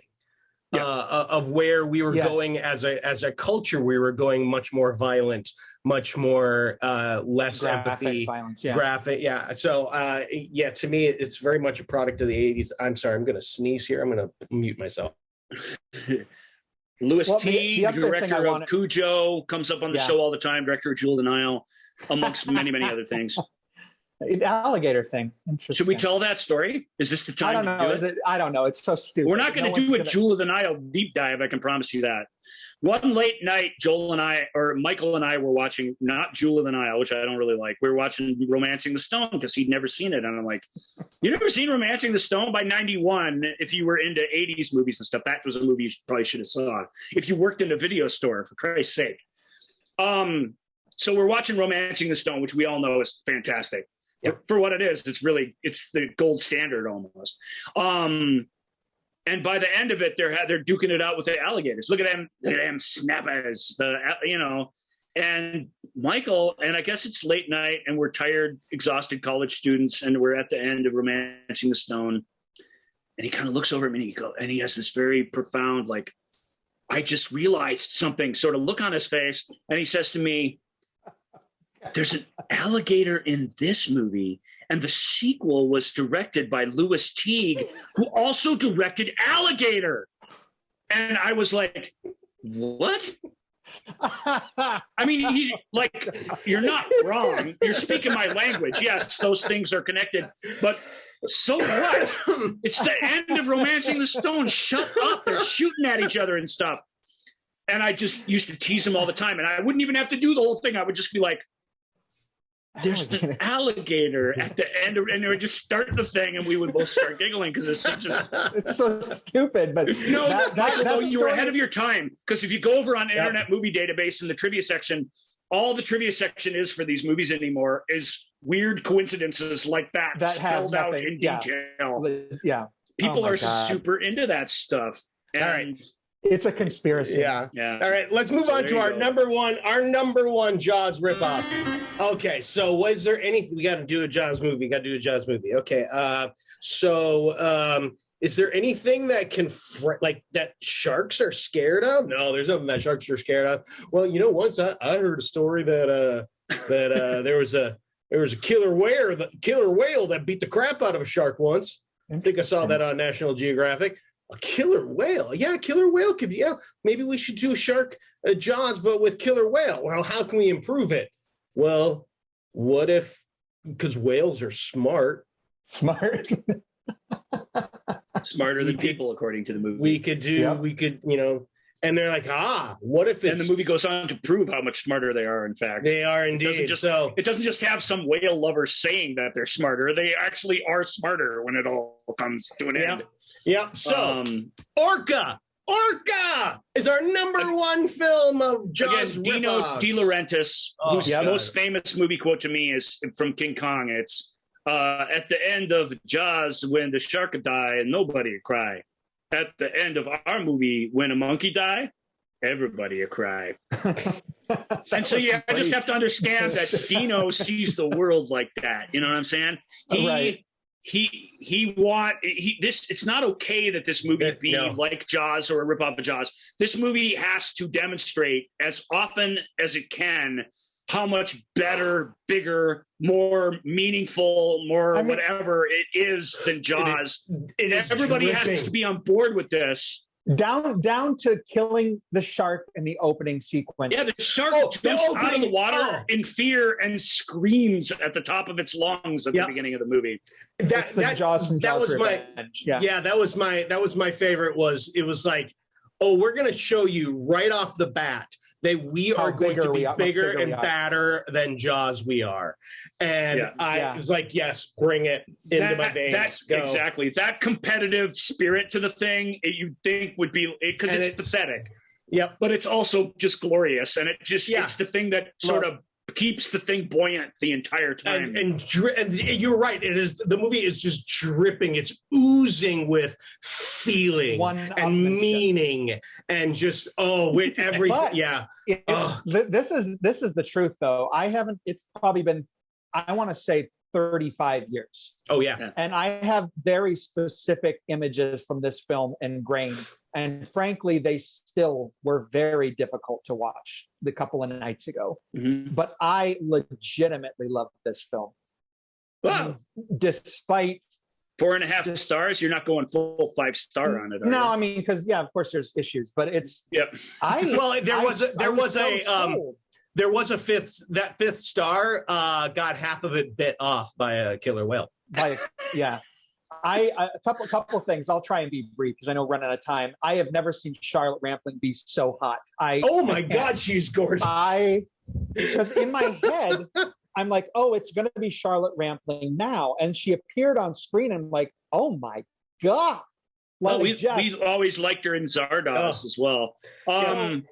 So 70s Charlotte Rampling is I mean, she's the sultriest, sexiest old lady in movies today that you could find. But really back then, in a very and this is what's great about her, in a very not, I don't want to say unknowing, because she's a very aware of herself actor, but in this way where that's a secondary thing altogether, she's this other thing in all these films. She's always full of agency. She's always knows where she is in the plot, what her job is. Yeah. And there's a scene in this, and it comes at a weird place, but I don't care because it's such a great reaction. I just watched something horrible happen.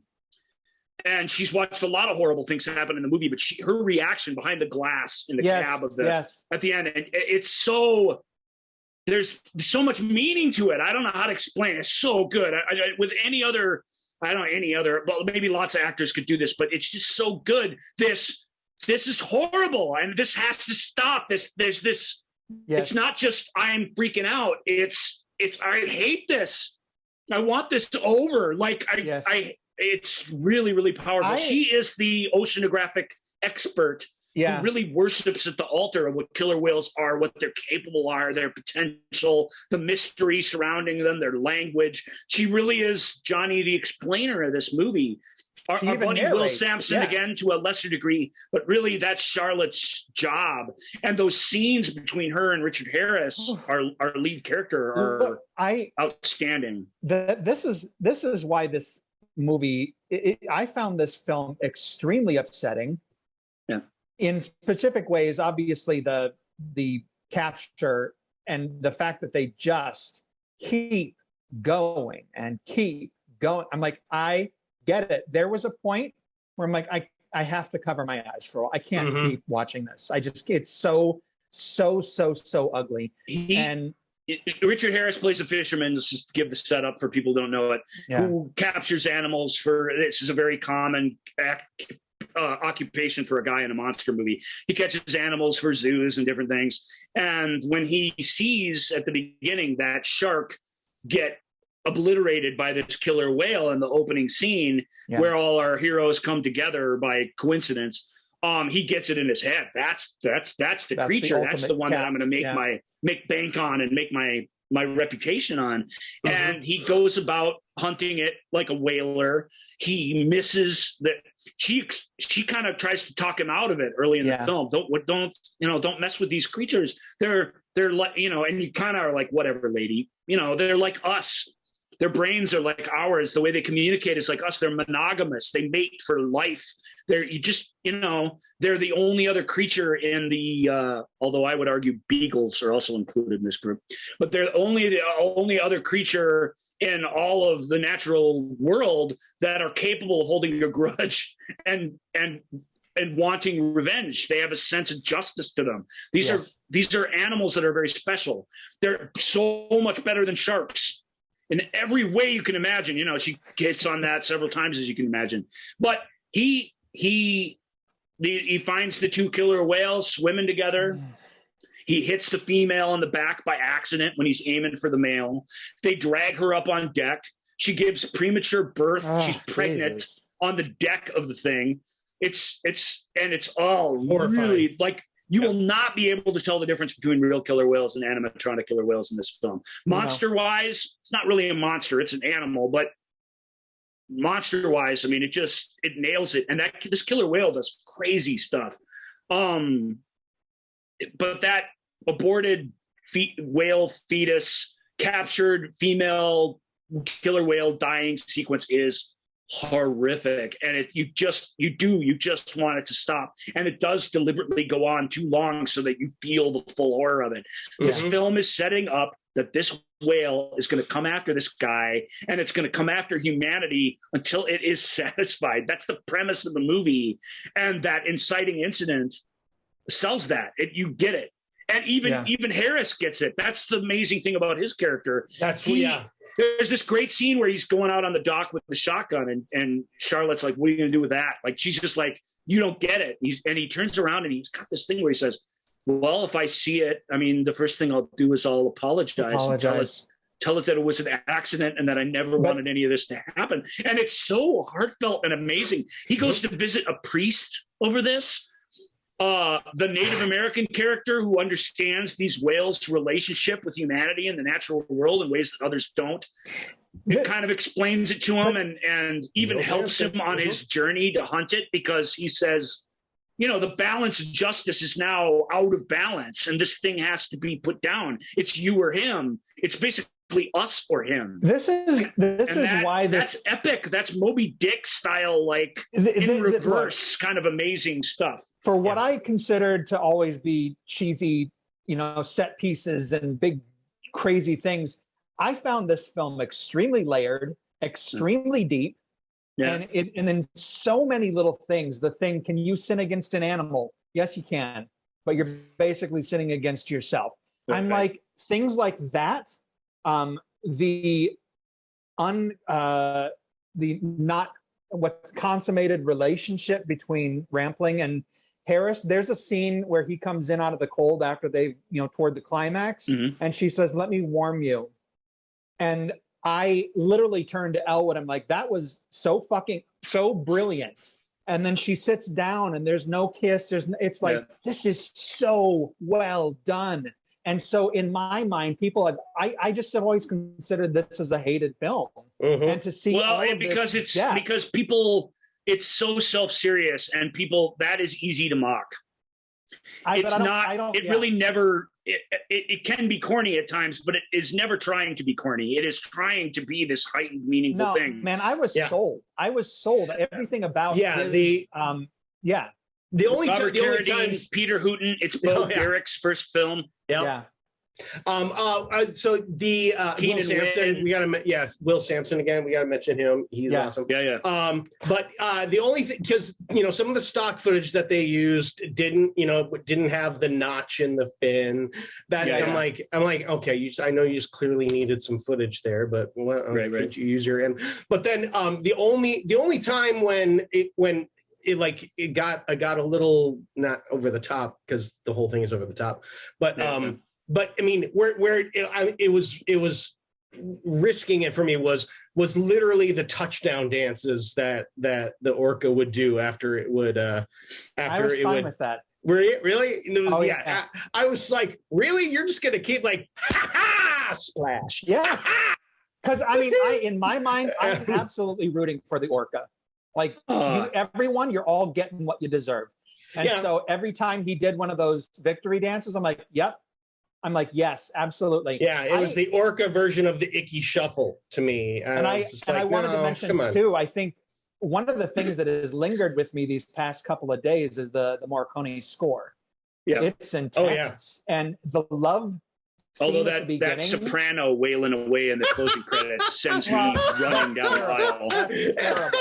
But the opening scene of the two whales with their love theme, and kind of knowing what was going to come up, it hurts. It hurts really bad. And I really am surprised that I think this film is going to linger for a very long time.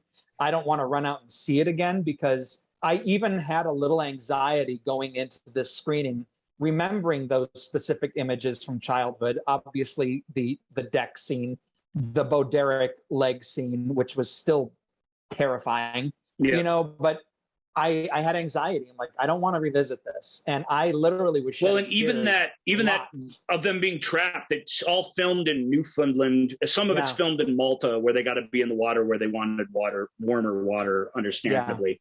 And Malta is a weird stand-in for kind of New England coastline. Like it even though it's nothing like it, you can get away with it there, which is sort of weird.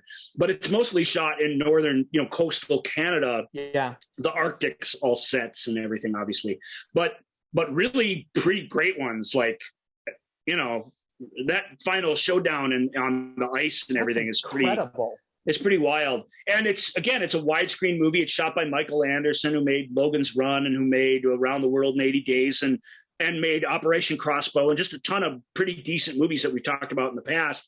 And he gets it. He gets that it's a romantic tragedy, but as much as it's a monster movie, there's this weepy romance at the heart of this. So as far as Italian monster movies go, it's not just the best Jaws ripoff, but it really is the best that gets that sort of aspect of things. I hesitate to say this, but it is its own beast. Yeah. I mean, there's so much more depth than, and in some ways, and I know this is heresy, there's some ways that I appreciate this more than Jaws but it's such a different story. The only reason it's Jaws, instead of copying Jaws by rote, it tries to up it. And it tries to be something more and different. And that's why it's number one. Honestly, that's why it's number one, because this one puts its balls out there. Like, it puts it all out there. And it's, for me, you can be a dick and be like, the whale loves the other whale. You can mock it truly. But if you buy into it even a little bit, it works. You admire that nature of it, that it wants to be something more. You got to admire, when they were making, this studio pitch, and they said, well, he captures the mate, he hauls the mate up on the hook, and the whale is watching its partner die. Oh man, yeah, that would, and he's going to want revenge. Another great thing about Orca. Yeah, but then it has a baby right there, and it dies, and we're like, holy Orca wasn't pitched to a studio. Orca came from the top down. I mean. That's the magic of it. Dino was like, well, it has to be more of this. And Dino would be like, but how do we bigger than Jaws, better than Jaws, everybody a cry at the end, that's what he wanted. I was crying. I don't know if, again, I think I'm just getting soft in my old age, but I was very moved by this film. I seriously was moved.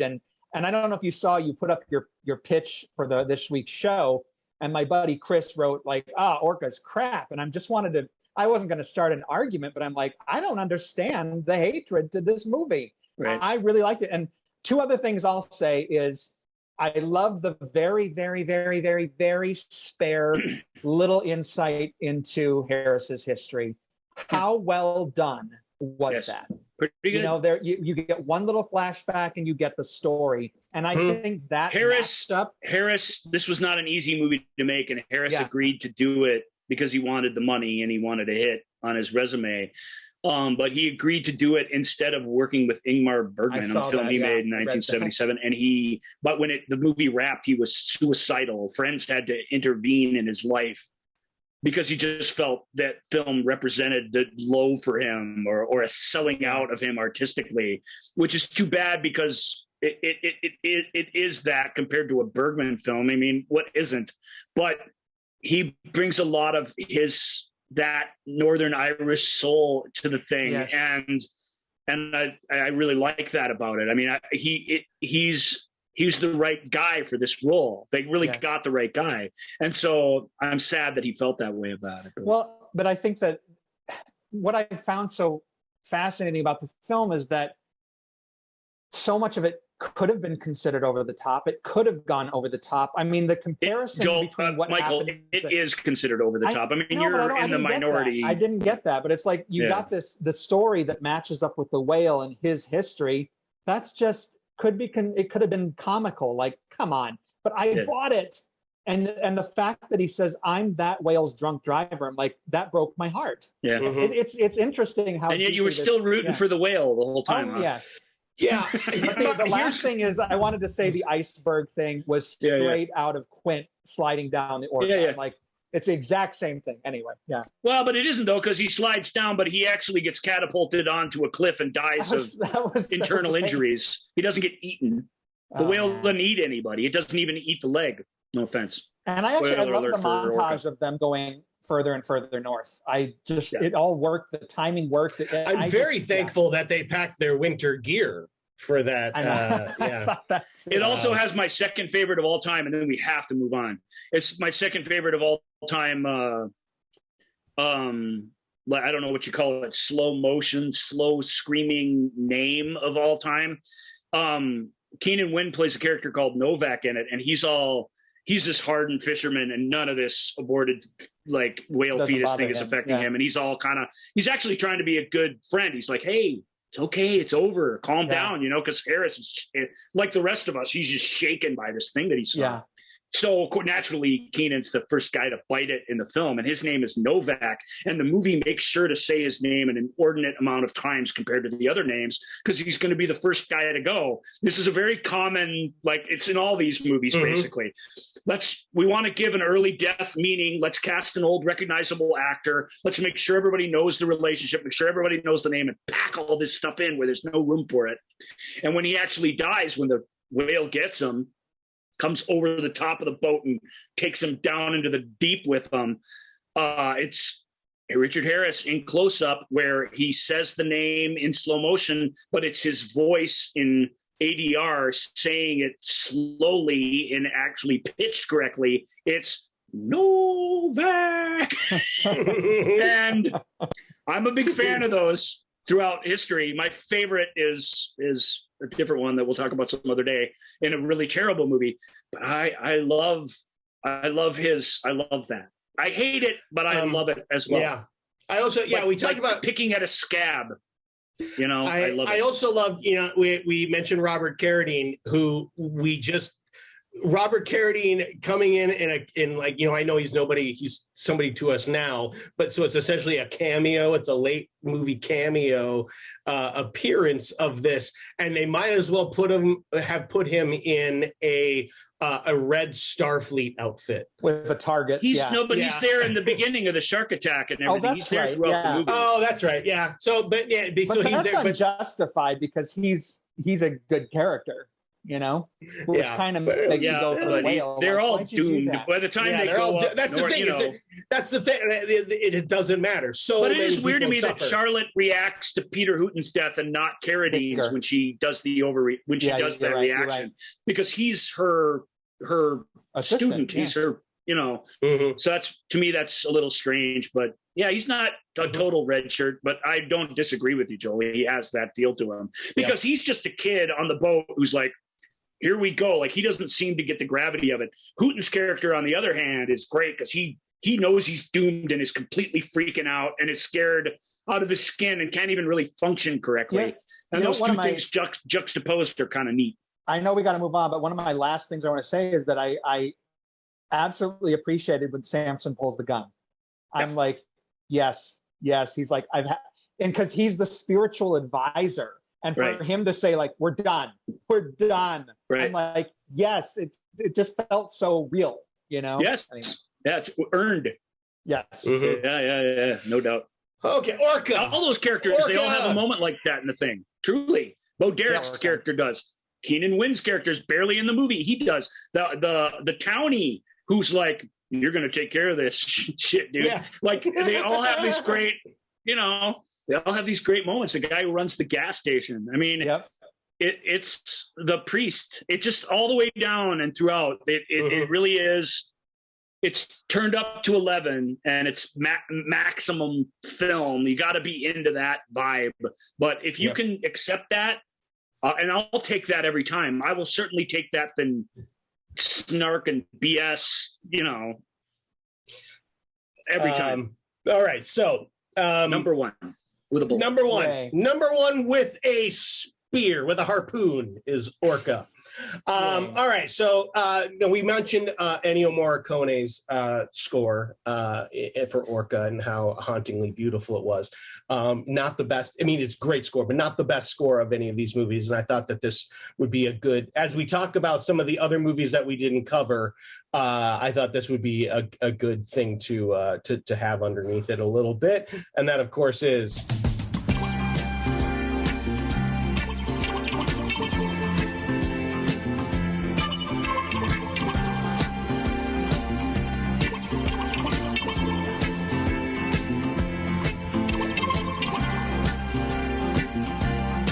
as we listen to the theme to Tentacole. There's Killer Fish from 1979. By truly renowned Italian composers, Delio Citriani. Yep. He is not a small name in music. He's a major dude. Yep. We'll get to him in detail in a bit, but just know that about him. He's not some goofy guy that made this goofy music. He was a real get for that film because he was a very famous Italian composer at the time and a beloved one to this day. I'm so happy I'm on an exercise ball for this music. Properly done. Stelvio! All right, so there's Killer Fish, Barracuda, Tintorera, Killer Shark. I can't even say it. The Killer Shark is actually it's like a love triangle with an occasional shark moment in it. It's like a beach movie. It's terrible, just so you know. I've seen some of these. The Great Alligator, Piranha 2, The Spawning, The Last Shark, Up from the Depths, Humanoids from the Deep, The Island of the Fishermen, Devilfish, and Mako, The Jaws of Death. I just want to correct you. I'm sorry. It's not Island of the Fishermen. It's Island of the Fishmen. Oh my God! Thank you. Let me go back. Yeah, I've seen that one too. Of the Fishmen. Yes, there you go. But perhaps best of all, and certainly with the biggest Hollywood pedigree attached to it somehow, is 77's Tentacles, or as it's called in its native Italian, Tentacole. I never heard of this film until we were doing this thing, although I'm familiar with Great Alligator, which is the other movie that these guys made together, or the other monster movie they made together. They made a ton of movies. So, but I came across it, and I was captivated by the American cast. This film has 3 Oscar winners. 3 Oscar winners. It's got Shelley Winters, John Huston, and Henry Fonda in it. It also has Bo Hopkins, Claude Akins, lots of things, but Claude Atkins, who's really good in it. It's kind of funny. Shelley Winters is hung out to dry and flap on the breeze in this, but Fonda to a lesser degree, and Huston and Atkins are actually really good in it. And Hopkins, while he has a ridiculous part, it also is game, in a way that, like, they showed up to do their job and thought maybe they were making something semi-acceptable. This is the classic case of a monster movie where we'll get to the tonal inconsistencies, which really is, to me, that's the joy of the thing. Where on a good movie that would kill it, and it prevents this one from being good, the weird, crazy shifts in tone are what make this, as Michael said, make your jaw hit the floor when you're watching it, because you just kind of can't believe how it goes from one thing to another in such a weird, visually competent and yet emotionally incompetent way. And part of that is the movie clearly had a budget. Some of the stuff they pull off is insane. It's shot in Technivision. Southern coastal Italy does not look like San Diego, though. That is weird. The Italian idea of what a 4th of July celebration is, they think that on the 4th of July, we all gather in a park together and a large clown dressed as Uncle Sam comes and talks to us and sort of jokes with us. And so that naivete, and when they're clearly trying to make fun of America, but they can't do it in any way that has any meaning, because their idea of what it is is so off the wall weird. The incredible amounts of scenes, like I appreciate this, and at the same time they go way too far with it. They got all these Italian actors overdubbed by Americans back in Hollywood, and the whole opening scene of the movie, you never see anybody's mouth move. These two women have this entire conversation, and they're constantly blocked so that the bad ADR doesn't show up on film. But it becomes but you'd rather have bad overdubbing than this game of how does everybody have some sort of foreground veil of some kind where we can't see their mouths not move, or how much people talk to us when their backs are to the camera. It's absurd. But Michael's right. It got a big budget. They got the Italian Coast Guard to cooperate in it. Well, the regatta scenes are epic. Yes. The soundtrack tune for the big, I guess we'll call it the big attack of the giant octopus, is called Risky Day for a Regatta. And again, that music, it's got a little bit of drive to it, but it's too much like what you just heard. It's light jazz disco pop, which is what the entire score is. So odd. And it's weird. It has this almost childlike innocence to it. The music itself is quite good. It's like good as any light jazz like Dave Grusin score would be. It's good as the score to Tootsie and how it's composed and put together. But it's not Tootsie. It's an octopus killing people. Yep. And and the perfect instrumental pairing to an octopus killing is, of course, a harpsichord. And and the movie is literally the entrance of a foppish character in a period drama. Yes. Look, okay, so it gives the whole thing this sort of goofy Agatha Christie kind of feel to it. Weird.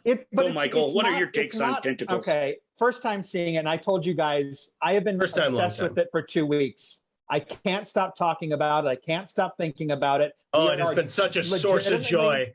We have been legitimately on a search to find the vinyl. The cheapest one we found is like $60, which I ain't gonna pay. Yeah. But I'm like there, and I told our neighbor and our friend about it. I have now watched it twice because you got to see. He's like, I got to see it. Like, yeah, we'll watch it with you. Yeah, of course. But come on over. It's not. I mean, I have to rank it as the worst movie. It is so terrible in so many ways. It's much better than some of the ones Joel just read off, but it's a great example of what's wrong with all of those. But there's this weird, we don't know how to do this. And your dawning realization throughout the film that that's true is. I mean, okay, three big things that struck me. One, characters, you never see them make decisions. They just show up in a scene. Yep. They've never made the decision to do this. I'm like, so like the wife that goes out, we know she's going to look for the sister. Who are these guys? Did you rent a boat? Are these friends of yours? Because then. And if we're not supposed to know who they are, why are we spending so much time listening to them talk about nonsense? I'm just like, I don't understand. Then there's. Michael, that's a staple of Italian cinema when they're making an English-speaking movie. They forego all the things that are interesting. There's lots of interesting things in this film. The relationship of the guy with the killer whales and how the killer whales have to save the day at the end. That is the makings of a cheesy movie, but a movie nevertheless. You should spend all your time with that guy and the whales, and the whales should become characters. Instead, these random people we don't know show up in a boat, and we live for about 10 minutes this weird soap opera that's going on between them before they're eaten. The film focuses on those things instead of what it really has at its disposal that could make it compelling. That's what I'm saying. It's like there is no sense to any of this. And that's the thing I can't wrap my head around it. It's also the fact that we follow Houston and Winters for a good chunk, and I clocked it on the second viewing with 27 minutes left in the film. These two major characters, we never see them again. There's no Shelley's arc has some finality to it. Houston's the mover and shaker of the film, if there is one. He's an old grizzled war reporter who believes something is going on with these murders. And then he's just gone. Like plays no part in the finale. They don't even show him getting the Coast Guard involved. Like these deaths have been happening for weeks, and suddenly, when the regatta's like halfway done, the Coast Guard shows up with a handwritten sign with a sandwich board that says "Go back, go back, turn around." Like, where were you guys 15 minutes ago? So it's not only the ridiculous storytelling and structure. Yeah. I didn't understand. Like, there were two things. I'm like, I don't know what you're trying to convey here. It's like you show at one point Bo Hopkins, you see literally 5 minutes of his feet walking on the deck of a boat. Yep. Why? And then what is it with the regatta scene that the stills? I don't understand. It's not just the regatta scene. With that same, as soon as Houston leaves the picture starts being told with still photographs in this really weird way that makes no sense. That has not been established by the rest of the movie. So amazing, yeah. A couple things. Well, the underwater octopuses are kind of impressive. They shoot them nicely. But above water octopuses are so bad that you never really see them. So there's monster. A couple of miniatures of the thing coming at the boat from underwater that are legitimately really cool. But it's not a miniature. That's an actual octopus against a tiny little boat shot in a swimming pool. Yeah. But that's an incredible shot. That's the best shot in the movie. Yes. You're underneath a little boat that has a kid in it that we actually know. Thank you, movie, for at least involving one of these characters. Oh my God, those child actors were so terrible. Yeah, they're bad. And what was? But you see the octopus is just this dark blob in the water, and then it slowly opens in this balletic way under this boat. Unfortunately, the next thing you see is cut to a mast cartoonishly just sinking in the water. You don't see an attack. You don't feel the impact of one. You don't see a scared character. And the mast sinking so slow like that is almost like, like it's it's a huge tonal shift that doesn't work. Who's in her mid-50s at this point. She's got a 10-year-old kid. 1. 2, those actors were so dreadfully awful. 3, what's with the fat jokes? I'm like, who talks to their mother like because that? There's a fat joke in Poseidon Adventure. That's why that's there, because there's the which you called out in Poseidon Adventure as being awesome, because it's this kid innocently saying what the first thing that comes to the top of his head, and then realizing, like, have enough wherewithal to realize he's kind of said something insulting and trying to make peace with it. This movie gets that happened, but it only gets it in this way that's stupid. So it just comes at it in this obvious, crazy way. And of course, Shelley Winters is game, and she treats it like it's a game. But that character, the rest of these Americans do pretty great. The movie, we already talked about my favorite shot in the movie, even though it's followed up by the worst shot in the movie. It has a couple of things that I like. I love Bo Hopkins and the killer whales, and I love the pep talk at the end. It's terrible, but I love it. It's terrible, but I love it. It goes on and on, and it's awesome. And I wish he didn't have a girlfriend character, so it could have been him and the whales every time we visited him. There is a crazy, amazingly shot with tons of extra scene where he arrives in his boat on the beach after this woman that he's in love with has been killed.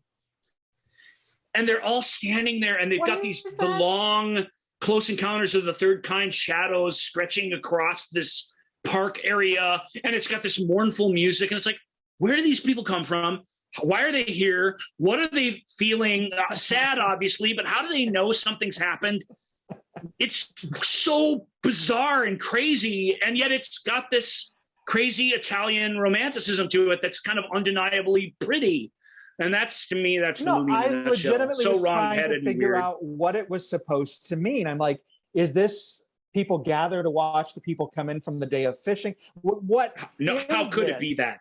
No. But I'm like, but these are the things that are both mind-boggling and irritating, but so ultimately, I love how stupid this movie is. I can't get enough, because I literally can't I can't understand how you have 3 Oscar winners in this film. They're all slumming it, and they assume that the monster stuff's going to look good. None of them are really involved even in any of that. Mm-hmm. So they read the script. They're like, well, I can do this. How many millions of dollars? I get to go to southern Italy and hang out? Sure. Jeez Louise. Well, it's not like they were beating down Shelley Winter's door in 1977 to come star in a bunch of stuff. Certainly, but this keeps you busy, keeps you working, and allows you to travel. Like, I get why they're there. Like Henry Fonda, I don't think he's even showed standing in the movie. He's seated in almost every. Yeah. Well, he just had a pacemaker installed prior to the shoot. It's just like, that's what I read. Yeah. Last thing in defense of Silvio Citriani, it's him. He's not alone. He didn't do a lot of American films, which this isn't. This is absolutely as Italian as you get. Even though it takes place somehow in America, it just isn't American at all. That's that cultural disconnect is part of it. The joy of it. It's part of why it brings it down, but it's awesome.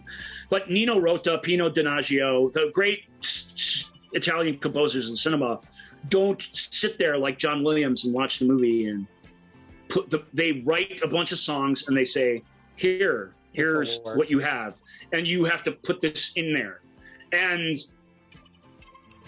But it's so totally off. And Citriani just wrote, although with respect to his gurgly synthesizer and the tune that Joel played for us, he just wrote this stuff that just can't be in this movie, and they just put it in there anyway. And it's that doesn't make it worse. That sends it soaring into the stratosphere of bad films, and that's why, even though it's the worst film we talked about today, I think objectively, maybe Grizzly's almost as bad.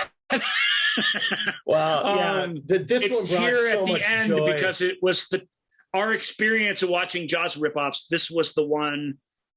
This is the one that's going to last. This is the one that will live forever in infamy. I mean, to your listeners, I mean, take the time to check. It's now playing on Turner Classic Movies. Tentacles, shot in Technivision, recently restored. It's out there streaming a whole bunch of places. Actually, it's amazing. But you got to be into bad movies to really enjoy it. It helps if you've seen a few, because it's easy to say it's so bad it's good, but because it doesn't know it's bad. It just doesn't get it. And you got to give a shout out to John Huston's Nightgown. That makes it work, because it doesn't know it's bad. It's trying to be good. It just sucks. John Huston's Nightgown. We got to give a call out to that. Oh my God, that's true. Jeez, yeah.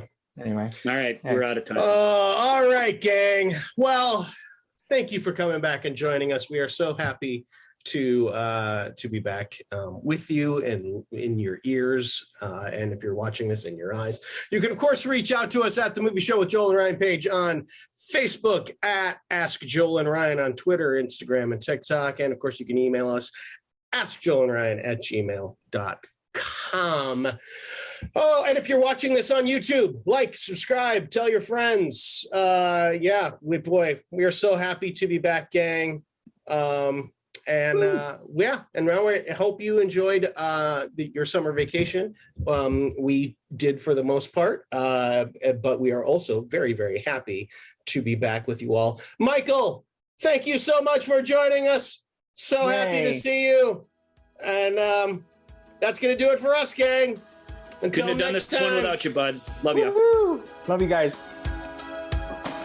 Thank you for listening to The Movie Show with Joel and Ryan.